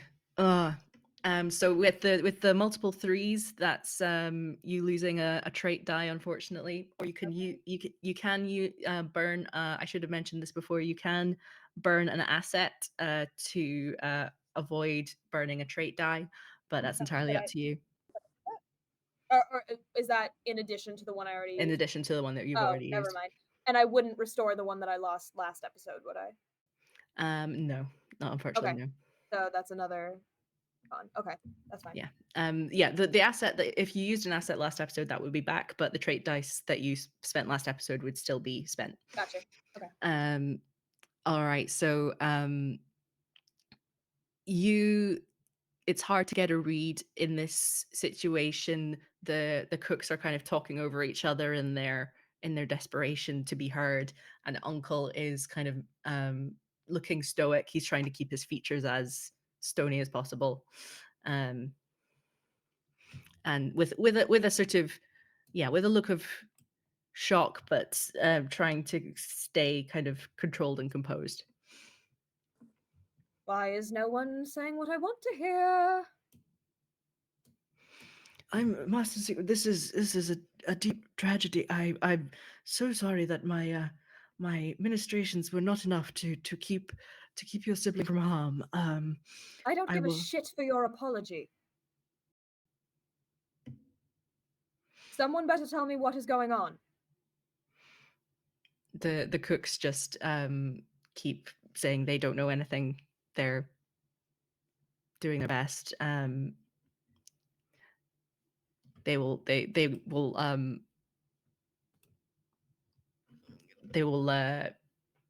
waive part of the fee of for cooking the meal. I'll say so. And nothing else is being served without strict inspection. Yes, of course, Master Sigmund. This won't happen again. And leaning into Uncle, I'm not afraid of you anymore. Dribbling fool. Could you please give me a roll? I think I would accept Guile, but I'd also accept other stats if you had an argument for them. Oh, well, Guile's what I'm best at. Cool. So what if I were to tell you that I rolled 2 1s? Oh no. Oh dear. So yes, I think in this case, Uncle just kind of looks down on you um, and says, "Young Master Sigmund, I have been here longer than any living person can remember. I am a part of this place much more than any of you will ever be. And I have a right to protect this family from aberrations." You don't have a right to jack shit, and I leave. All right. Are you heading back to the dining room? Yeah, I guess. That went bad.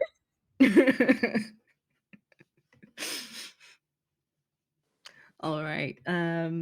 Yes. So, trying to think what conversation topic Jeremiah and Amelia might be trying to broach at this point, considering the scene that has just happened. Can I, during any point or during dinner, could I have happened to observe someone like leaving into a room weirdly, or like someone excusing themselves at any point? I'm just like trying to retrace my steps and remember like who's been where, who's been doing what. Yes. Yeah. Please give me another guile roll if if you want to. It's not been going good. I haven't rolled above a 4 this whole time. That's 2 4s. God damn it. Fours are still successes, so that's But I okay. lose another trait die, right? If it's double fours, then yeah, God. unfortunately. You need to be indulging in your desire or getting What your happens bones. when I lose all of them? If you lose all of them, that's you out for this scene until Okay. a family member comes and revives you, essentially. Great. I just my nose starts bleeding and I pass out from how shit at talking I am. How many dice do you have left? I have 1 guile left and 1 weird. Okay, cool. Good to know. All right. Yes, This character does not have any brawn ever. you you were very focused on Jeremiah and the sort of the strange suspicious vibes. You were very much focusing on him and Amelia, and they've been with you this entire time. You haven't had an opportunity to keep an eye on anyone else and their movements.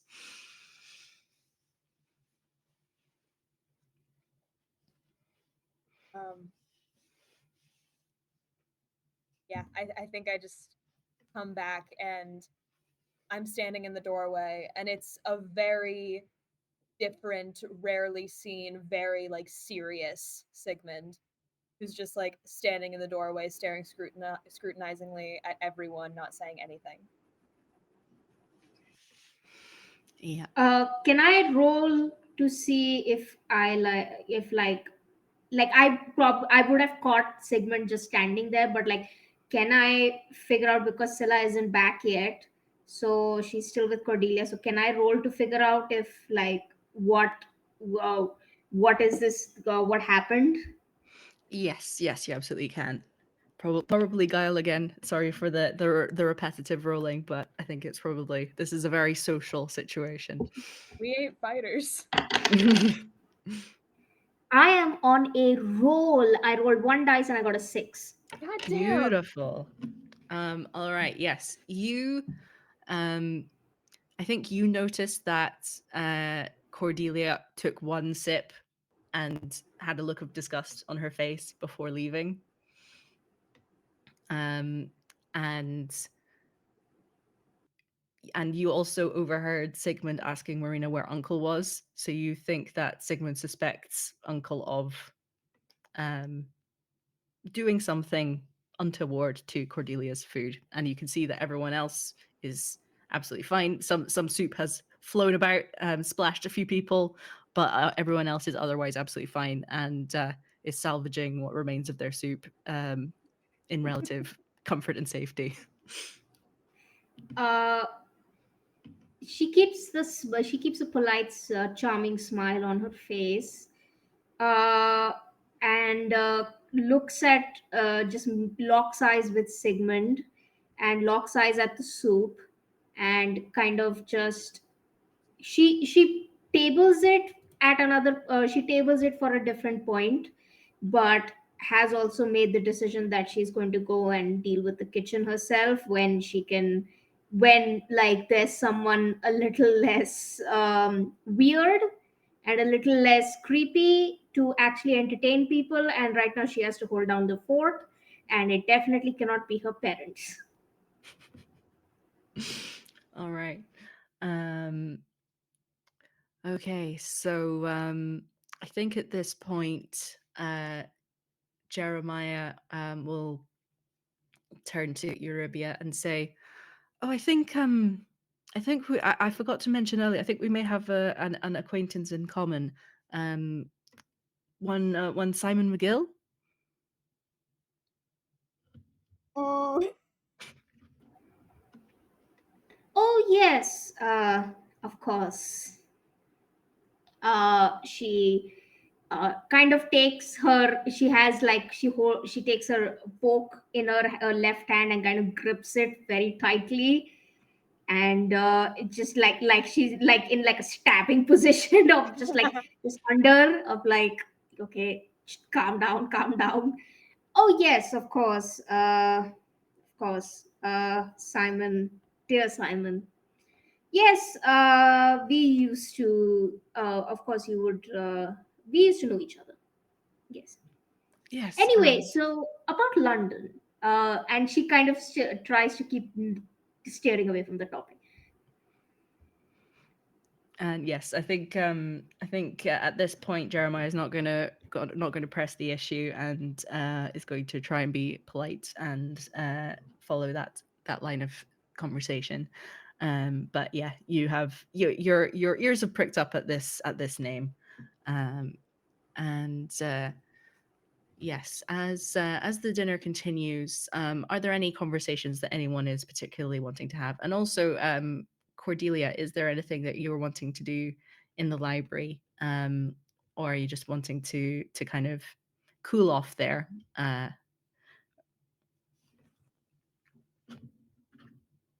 um, would I have any suspicion of who tried to kill me? I think you would remember that Uncle was the one who had torn down your portrait. I think that would be pretty much in the forefront of your mind. Um, I think the only other person you would think of would be your mother, but that might not kind of line up particularly. I feel like you would, um, yeah, I feel like Uncle would probably be a good suspect in your book. Um, can I?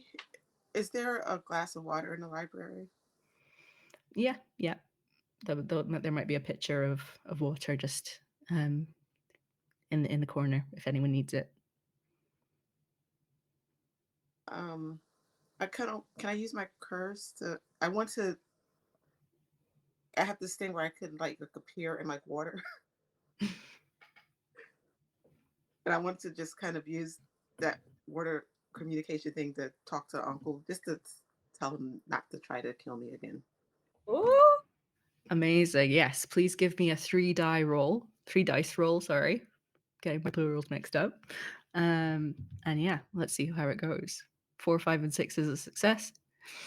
I got a 6, and a 3. All right. So with the double, you've lost one of your trait dice, unfortunately, but with the sixes, you have 2 successes. So so that does work.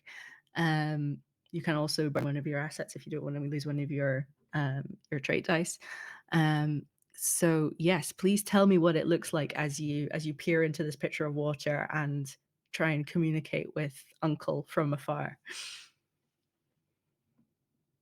Uncle, come here, please, to the picture.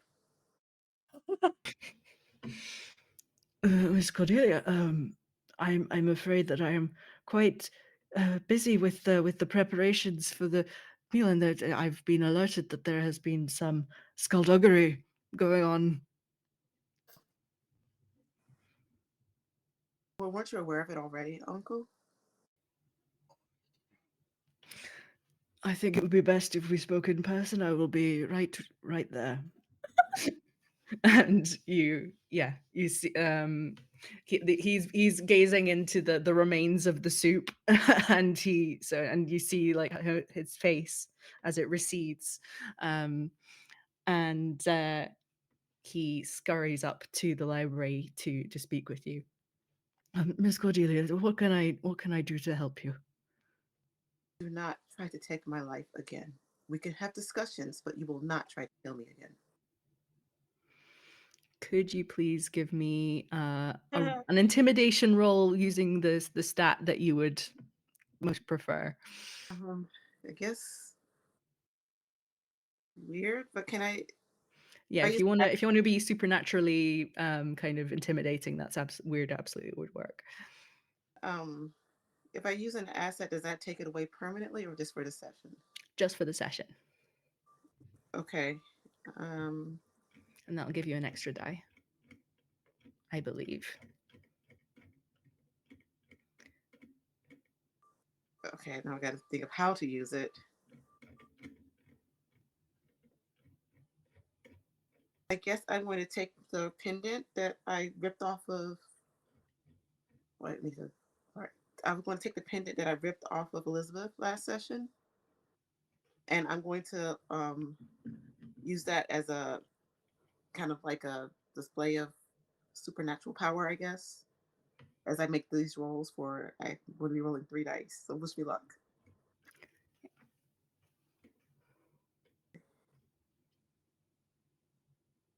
I got a 3, a 6, and a 1. Nice, you got a success.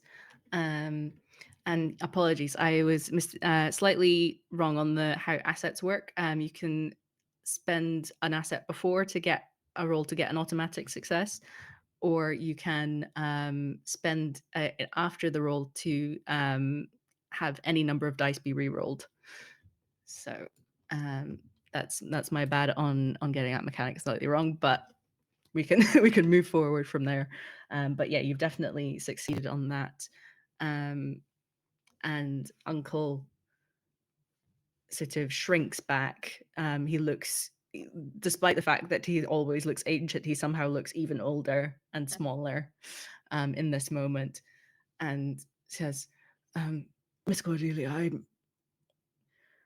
I thought that you were some kind of aberration that the sea had somehow lost track of, but now I see that you have full possession of the family's power and legacy, and that you must have been sent by the sea to us.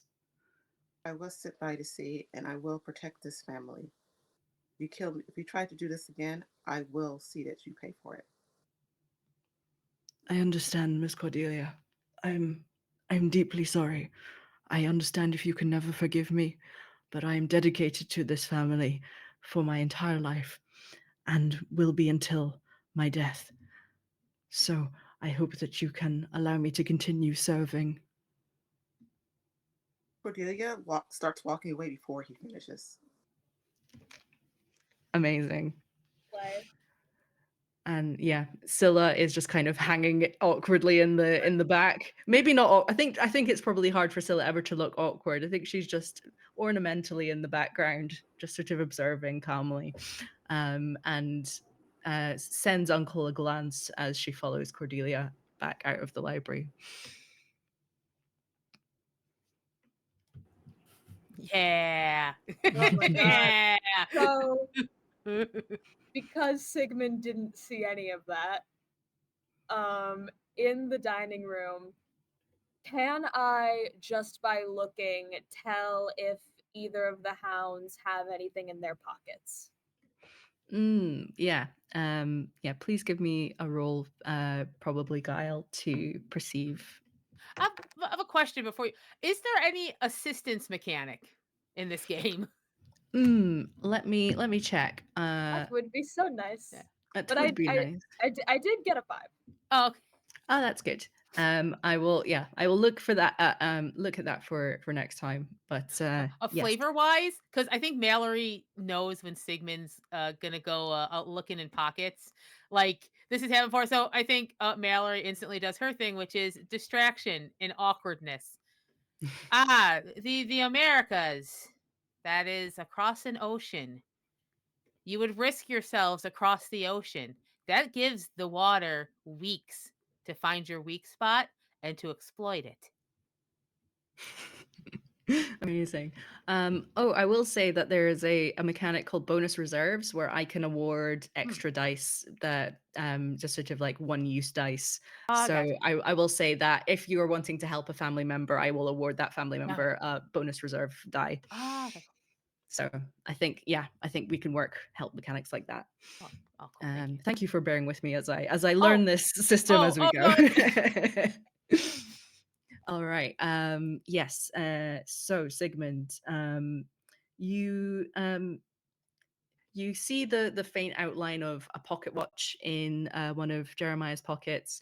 Um, Amelia doesn't appear to have any pockets in her outfit, but she has a small kind of pearled bag. And as far as you can tell, it merely has a small novel in it, perhaps a few coins. There's nothing particularly suspicious in there on their persons that you can detect. You're very practiced at perceiving what's in enclosed spaces from your magician's training and having to make sure that hidden cards are in the right pockets and birds are in the right hats. And they were the main suspects in my mind, and seeing that they don't have anything, like, I kind of take a breath and like also inspect everyone else in the room as well, just to see if there are any shapes I don't recognize. Yeah, I think I'll allow that that success to roll, and yeah, you don't notice anything unusual on people's persons that you wouldn't expect to see. You know all your family members pretty well, and Okay. yeah, there's Then nothing. in my head, it's Uncle and I can't do anything about it, so I just stand there like seething. Yeah. And by the way, for the audience, when Sigmund said he wasn't afraid of him anymore, bullshit. Very fair. Very fair. All right. Yes, you the dinner continues, and at one point,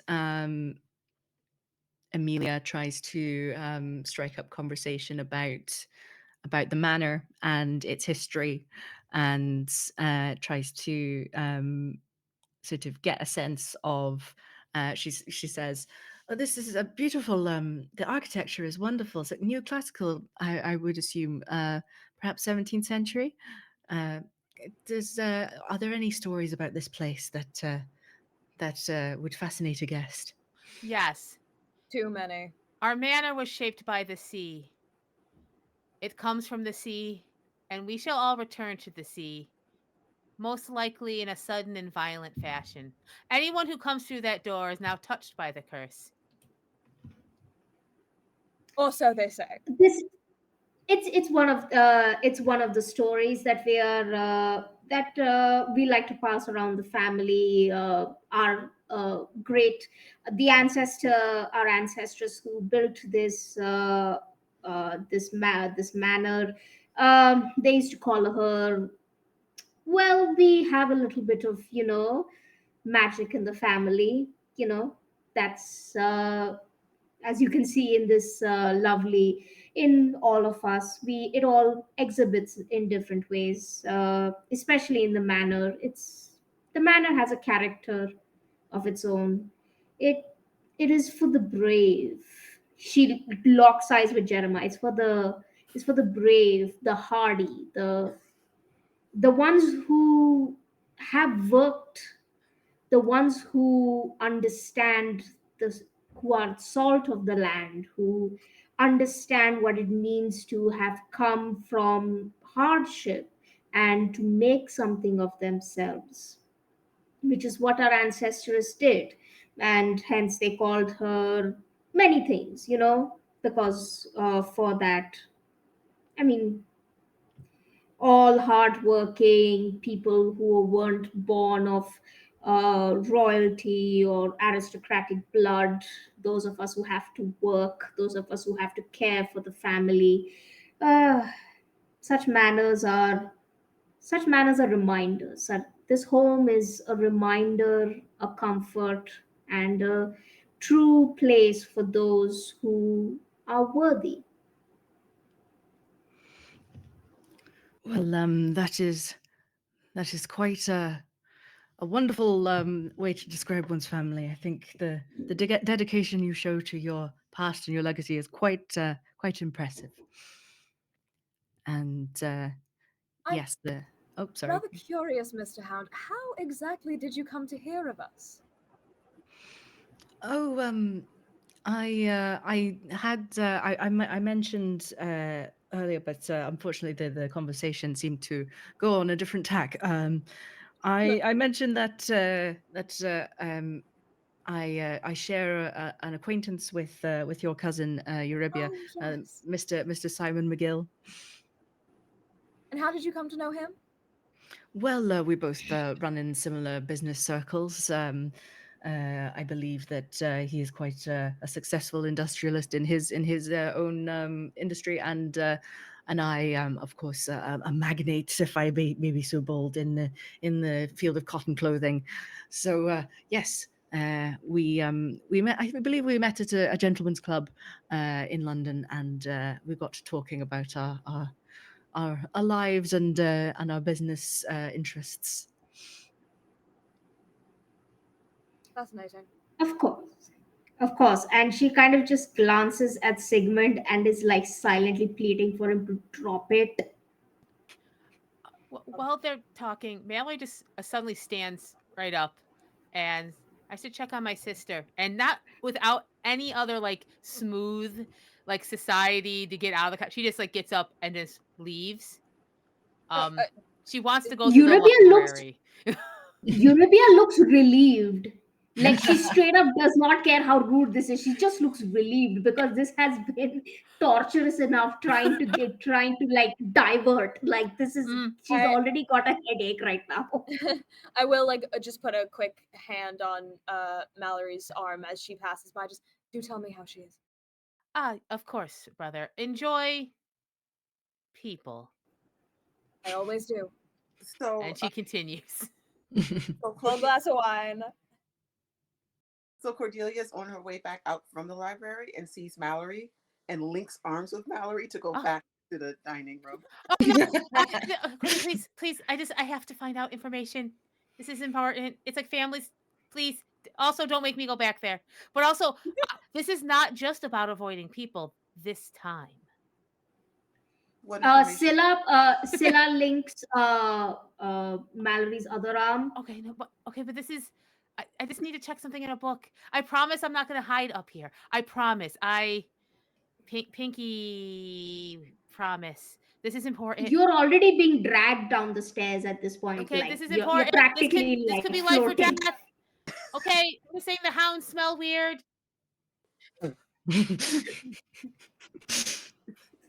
I just need you to know Scylla does not like Mallory because she knows what the relationship between Eurybia and Mallory is. So she is taking a certain amount of pleasure Oh, in this discomfort. I think it's when it's like, okay, if we all die, though, it's not my fault. Oddly enough, just be dragged. Amazing. Yes, you are brought back into the dining room somewhat reluctantly, and our Asilla guides you very firmly, very elegantly but firmly back to your seat, and make sure you sit down at your place. Um, one of the things Mallory does have is a small silver knife. I just would like to know that she has it like in her like she's got like a little like kind of a not in a pocket because it's not in it, but like the way the shawl is, she literally has it just kind of in her hand covered because she's like something's going to happen, but I do not know what it is, and these people smell weird. Mhm. So it's literally what she can do right now. Because now she's like, I can't stop this. It's happening. Yeah, yeah, very fair. Europea is just like, she's just looking at Scylla like, why? Like, why did you bring her back here? She's just like, and she kind of shoots you a look, which means to make her uncomfortable. Cordelia, are she you kind alright? of just like, okay. I suppose I'll be all right in time. It was just quite a scare. And Amelia looks over at Cordelia and says, "I'm so sorry, my dear, to hear that you suffer from sudden pains. I do hope that the pain has now died down, and and of course I know of this excellent physician in London. If you ever need a second opinion on anything medical, I can absolutely offer his services." Yes, I'd like his information, please. And she takes out a little card from, like, a calling card from her little pearled bag, writes down the address of the doctor on it and passes it to you. uh Eurybia passes a note to Cordelia and in that is, I'll deal with it. I'll deal with it. Could you please entertain them for just 5 minutes? And Cordelia does read the note, and she also thanks Amelia for the information. And she is just, I guess she's going to ask them about cotton. Yeah, and then Jeremiah goes into, like, well, the life cycle of the cotton plant is really quite fascinating. You see, from the seed and blah blah blah, lots of things about cotton that I Scylla don't will know. be helping out. Scylla Yeah. will be helping out Cordelia in this as Eurybia gets up to go to the kitchen. Yeah, Cordelia seems really interested, but I think anybody who knows anything about social interactions knows that maybe Cordelia's work on interacting with people, talking about stuff she doesn't care one bit about. And I think I'm like coming back into the conversation, but like I'm not being as charismatic or bright as I previously was. Like now it's like trying to find information. Nice. I think at this point we will sort of fast forward, unless there's anything else that anyone wants to do during the meal, to the post dinner drinks. Mallory's just staring and grabbing her knife. Ready. Like just absolutely Uh, ready. I would, like any other food that comes I out, Sigmund is like Aw. extremely like picking it apart before anything touches his lips. Mhm. Yeah, Cordelia's not eating. understandable. Eurybia has there's something that's happened in the kitchen. Eurybia has not had the chance to talk to anyone about it. She went in there, was there for 5 minutes. There was a lot of clanging of plates and of like the pans and stuff, almost like someone was doing it deliberately to keep any other sound of shouting or anything out. So there was like sudden, like loud, a lot of clanging noises, like clank, clank, clank, clank, clank, clank, clank, like suddenly, oh, there's a lot of movement.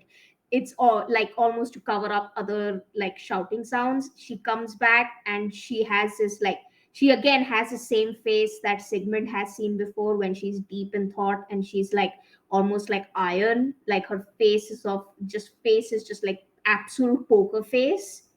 And she comes out and kind of again gets back into the conversation, but essentially lets Scylla and Cordelia carry it forward. And Scylla will be like kind of helping Cordelia in the sense of like prompting like certain conversation topics, like oh Cordelia, I remember that you were I know that you're very interested in this, so like kind of helping Cordelia improvise. Mhm. Excellent. All right. So yes, your conversational stratagems seem to be working up until the end of the meal. and you all retire to the drawing room for port and cheese and sort of after dinner niceties. And it's at this point that both at once Amelia goes over to Mallory and asks her, um, um, Miss Mallory, my dear, I would love to take a look at some of the grounds of this manor. Could you perhaps show me some of your favorite spots? Um, I know that it is getting darker. The twilight is on its way, but I'm sure it will still be quite beautiful. Um, realizing that there is no way for her to say no to this. Yes, outside. I'd like In to the give Mallory a look like, are you uncomfortable doing that on your own? Do you want me to go with you? Kind of like, and knowing that they know each other's looks, you actually see a little bit of a no, I'll take care of this look. Yes, let's go about perhaps by the sea on the beach. I spend a lot of time there. That sounds delightful. I don't get enough time by the sea. I heard it's very good for your health um, to have No, the fresh sea air. it Oh, isn't. oh. Come with me. And then she dutifully follows you, and amazing. at the same time, Jeremiah comes up to Sigmund and says, "Excuse me, sir. I've heard great things about this Matters Library. I would love to take a look at some of the tomes that you have here, if that wouldn't be too forward of me." Of course not. Right this way. And yes, he follows you. So cutting back to Mallory, you lead Amelia down the winding path down to the rocky beach at the base of the cliffs, um, and you see that Amelia's eyes grow a slightly brighter green than they currently are, and her fingers begin to elongate Oh, and claws start to emerge, and her nose becomes a snout, Mhm. and Oh, shit. you are vindicated in Yes, your knowledge that they yes, smelled weird. yes. And There's a you part of Mallory that's like, exactly. Yeah, and Sigmund, you're having a very similar experience in the library as Jeremiah is slowly becoming bigger and bulkier and hairier. His mutton chops are starting to Crap. cover his whole face. I think I literally just, oh, for fuck's sake. And yes, what would you like to do? Let's start with Mallory. What is your Ah, first reaction at seeing this creature before you? actually, oddly enough, this is not a social situation anymore. Fantastic. Mallory is actually glad to be on the beach by the sea. And her first move is to using her curse of the shroud. She can call forth a thick cloud of mist to obscure, conceal, or smother. And what she'd want to do is she's going to pull the sea mist and try to, while she knows where Amelia, correct, Yes. is, she wants to make it so it's hard for her to be seen. So she kind of, I think it's engulfing herself in it, kind of like I see it kind of diverting around Amelia and then coming around and surrounding Mallory. Amazing. Please give me a 3 dice roll to use your curse. Okay, fantastic. If you get a double on this one, I believe that you get another mark of your curse. Oh, I mean, gosh, I kind of want. Okay, no focus here. It's like a list. It's like a shopping list I'm looking at. Oh my god, but what if I get to that part? Okay, okay. Oh no, okay. I mean, yay, but also a little disappointed. 1, 4, and 5. All right, 2 successes. Yes, you successfully managed to obscure yourself in this dark cloud of sea foam fog, and Emilia, sort of lashes out in frustration at this fog, and I believe I'm going to roll brawn for her. Oh no, To someone has see, brawn. yeah, Ah, Oh no. pressing Was none that of a us have. yeah, I'm sorry. I'm sorry. We have Oh, three you're Well, good. separate the person traits. who has brawn. I Oh, got you. Well, thank the God. person who does have brawn is inside, unfortunately. yeah. We did it. All right, so gonna use 2 dice for this. 2 successes. So I think because you are obscured, she doesn't manage to injure you very severely, but Yeah. you get a nasty gash on Oh, your arm. yeah. So yeah, but if you want to, you can. I believe. Let me just double check. You can expend. You can absorb damage by spending assets if it makes sense in the fiction, or you can lose a trait die to absorb damage. We Uh, haven't used favor from the sea this time, right? no, we That would haven't. There probably none make of the sense. none of Yeah. the family resources have been used yet. Yeah. So I would kind of, just in the back of my head, kind of, I think, just like ask the sea to help shift the mist. Maybe I don't even like, just kind of like to make my skin actually a little slick. So maybe it kind of slid off more. Brilliant. Yes. I think yes. I'm gonna I'm gonna say that you can absolutely use that to Oh, absorb damage, yeah. and yeah, the slipperiness of you, like you suddenly your skin becomes like the skin of an eel, and Mm. it just slide, and the claws slide off, and it's so they sort of emerge with this strange goo on them, and and Yeah. Amelia the wolf looks at them and is just like, "Huh?" Yes. Welcome.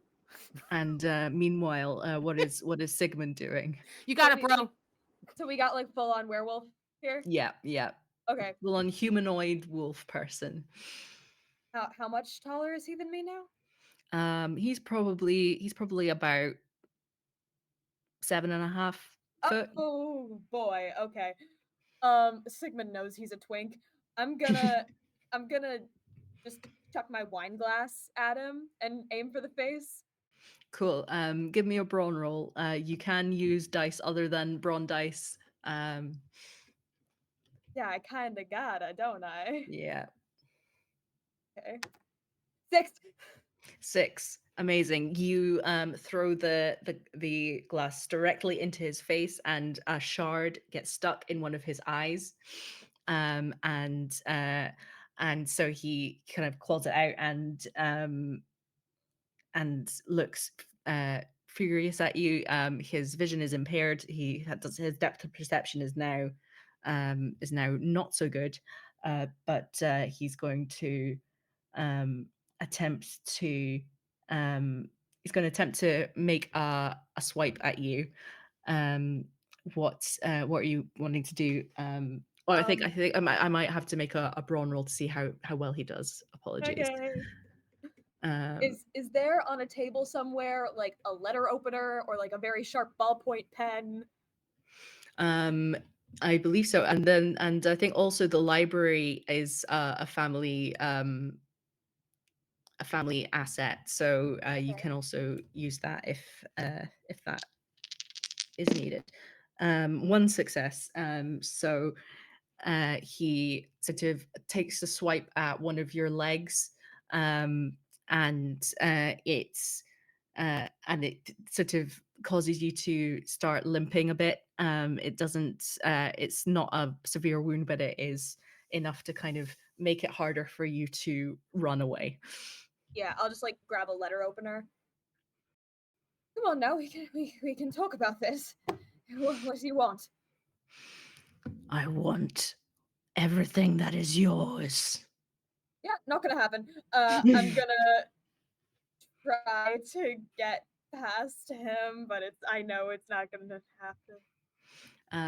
Yeah, you can remember you can use assets or Yeah, family resources to get auto successes before rolling. I love that. Yeah, I'll use the library to auto succeed, and um get I want to get outside, but if I can get past the rest of the family so they can all see what's going on here. That'd be cool. Cool. All right. Yeah, we'll say that the library leads onto the main corridor that that also has the dining room branching off of it. So you can absolutely kind of like make an appearance past the doorway of the dining room.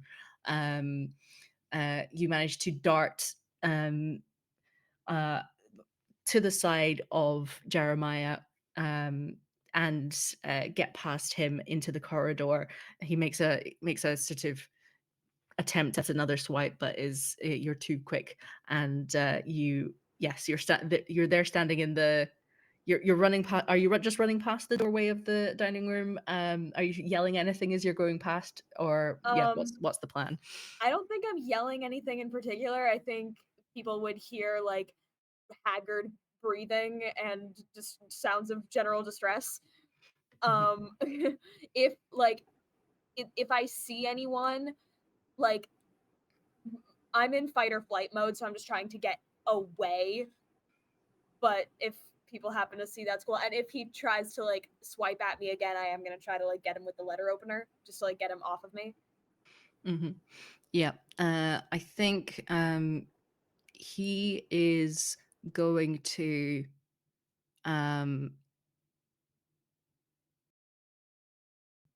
I think he's going to jump out one of the library windows and Okay. and try and head you off at the front door. Oh. So Okay. So will I be able to hear that, hear this commotion from the dining room? yes, you absolutely would. Okay, so Eurybia is going to take the iron poker rod that's always near the fireplace. She has Oh. multiple iron poker rods in every fireplace. In the manor, she takes it and she comes out. While she comes out and she's go. So what will she be seeing when she comes out? When she comes out of the dining room, she will see Sigmund with an injured leg, standing in the front door, facing off with a humanoid wolf. All the clothes and the trappings are gone, so there's not really anything to identify it as Jeremiah. But yeah, it's up to you whether Okay. you deduce that that is who it is. And the wolf is I growling with a think glint in its eye.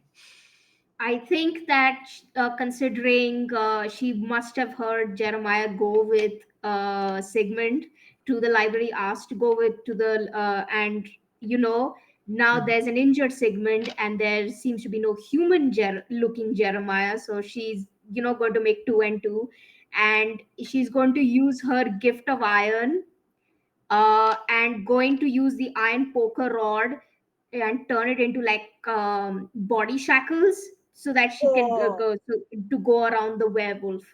Mm, that's sick as fuck. amazing. Please give me a three dice weird roll. And yeah, there are assets and things that you can use for rerolls or for auto successes if you want. Yeah, I didn't really get great rolls. My luck has run out sadly. I got yeah, so I would like to use, see now, because of the gift of iron, she can control like anything that's iron in the manor. So like railings, anything that's made of railings, ornaments, whatever is irony. So she has full control over that. So I was wondering if I could use like the poker rods, like the fireplace or something along those lines. Yeah, that sounds good to me. Is there so have how did you get sorry, what was the roll that you got? I got a four and a one and a one, so I would want to use a family asset to make it a auto success because this. Yes, absolutely. You can absolutely do that. Unfortunately, with the two ones, you will be losing a trait die, but you can still succeed at this, and you do have one success. So, um, let me see. If you want to, you can use the family asset to re-roll the ones so that you don't necessarily have to lose a trait die. Um, Yeah, I'd like to do that. I can Perfect. roll. I can re-roll both dice, right? Yeah, yeah. You can any number of dice can be rerolled. Slightly better, but not the best. 6 and a 3. Nice. No, that's yeah. You've got 2 successes now. That's perfect, and you don't need to lose trait dice. So, and you've used the luck of the manor family asset. So yes, please describe to me how you managed to how you managed to bind this werewolf with your iron, uh, your mastery over iron. Um. Okay, so Eurybia kind of bends the iron poker rod in her hands like it was I don't know, gum, like it was gum, and it kind of shoots from her hands and wraps around the werewolf Jeremiah's chest tightly. He obviously struggling, and just as he notices that and turns towards Eurybia, two more poker rods from the hall and from her bedroom they come sort of flying out as if summoned, and wrap around his legs and wrap around his maw, and they get tighter and tighter and tighter, and Sigmund will be able to see that as Eurybia's doing this, the sweat that trickles down her cheek is not transparent. It's almost muddy colored, and you can see like little streaks of like rusty brownish mud like over her cheek as she like essentially starts to squeeze this werewolf and starts yelling for everyone to like get out and find Mallory. Brilliant, beautiful. And as this werewolf is being squeezed painfully by the iron, he transforms back into his human form, naked, and the iron continues to compress and keeps him tightly bound. And yes, let's cut back to Mallory. See what Mallory's gonna do. Um, what's your plan? Our plan is still being obscured. Using one of our personal assets, is that also an automatic win, or is that just Yes, it can be spent before a roll to gain an auto success, or it can be used after a roll to re-roll any number of well, dice. I definitely would like an auto success here because she does have a small silver knife. That is one of her Mm, assets, and her plan is being somewhat obscured. She wants to aim for Amelia's heart. beautiful, amazing. Yes, please give me. Yeah, I think I could justify this being a guile roll as it's kind of being sneaky. That Um, would be great. A brawn roll would be rough. The guile's better. I'm missing one guile, but that's still one. mhm. So okay, let's see what we got here. That's a 5. A 5. That is a success. Uh, yes, and I don't think Amelia's going to have a chance to see this coming. She is sort of flailing wildly at this mist and almost like puts herself in perfect range to be stabbed because she's up and close and personal with you, but not enough to actually slice you. And you see the blade slide into her heart, and immediately she lets out a howl of pain, and she starts to shrink down into her human form, and she falls um, naked onto the pile of her torn clothes and um, looks shocked and just utterly humiliated in death. Uh, as Mallory is still holding the handle, and she kind of like almost like crouched next to her, and she goes, "Only the sea takes my family." And I think that's a perfect final line to end tonight's episode of Blood Will Out. And It will. so thank you so much for watching episode 2 of our Curse of the House of Rookwood game. And yeah, if you want to get this game for yourself, go please do spy Nerdy Pup Games, and yeah, I can highly recommend it for some very spooky times. And yes, I would love to hear from each of our players where we can find them on the internet, where we can find more of their work, and yeah, if there's anything else they want to plug, starting with Abhilasha. Hi, I have been Eurabia Rookwood.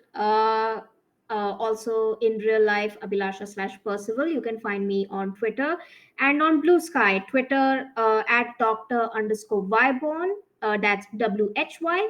And Born is BORNE. It's a reference to a character I love very much, but that's pretty much it. Blue Sky, you can find me at Ombre Lesbian Night, self-explanatory. So yeah, you can find me there this Friday, and I think for the next maybe 2 more Fridays, I will be playing Night with Nerds with Dice, where I play a funnily enough a social climber nerdy alchemist knight. So do join. I do have shenanigans going on there, which also includes trying to woo a former member of the royal family.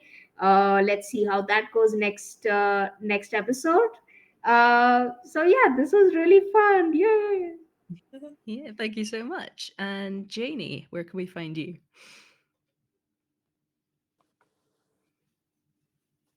Hi, I'm Janie.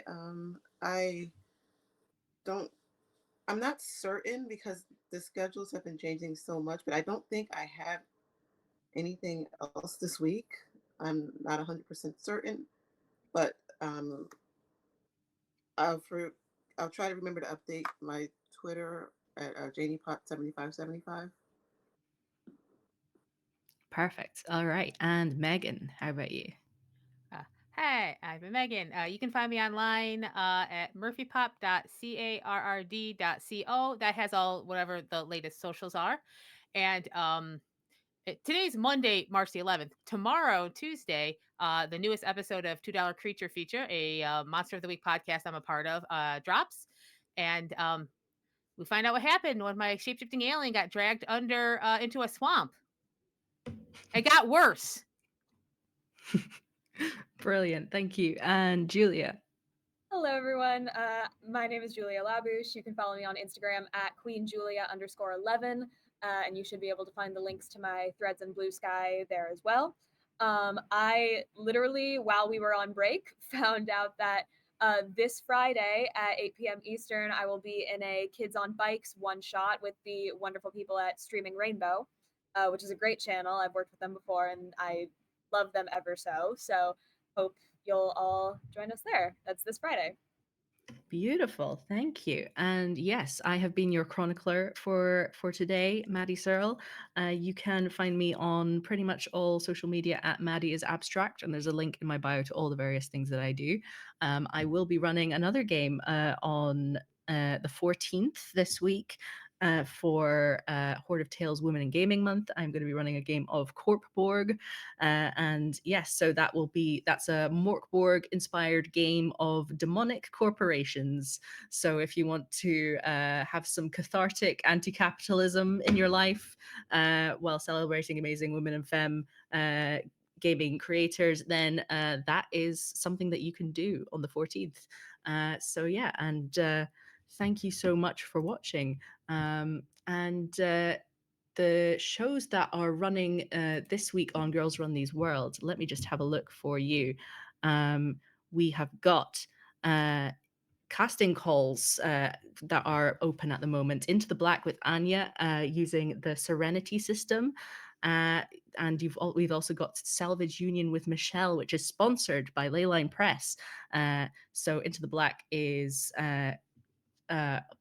based on the Firefly TV series, and Salvage Union is all about incredible mechs. And Other announcements that we've got, our creator application is always open.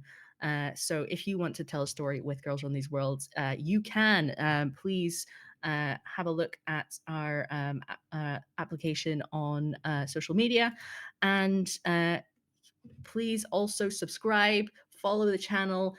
Please contribute to our Ko-Fi so that we can continue to make amazing stories here on this channel. Follow us on Twitch, Twitter, YouTube, Instagram. And if you have a free Prime subscription, please consider spending it here, so that you can support marginalized creators making wonderful stories just for you. And that is all we have time for here over on Girls Run These Worlds. We are going to be raiding into Horde of Tales for their Women in Gaming Month shows. So very apropos.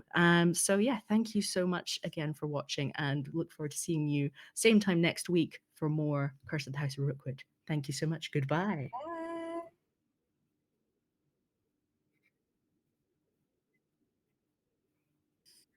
Bye. Yeah. Yeah.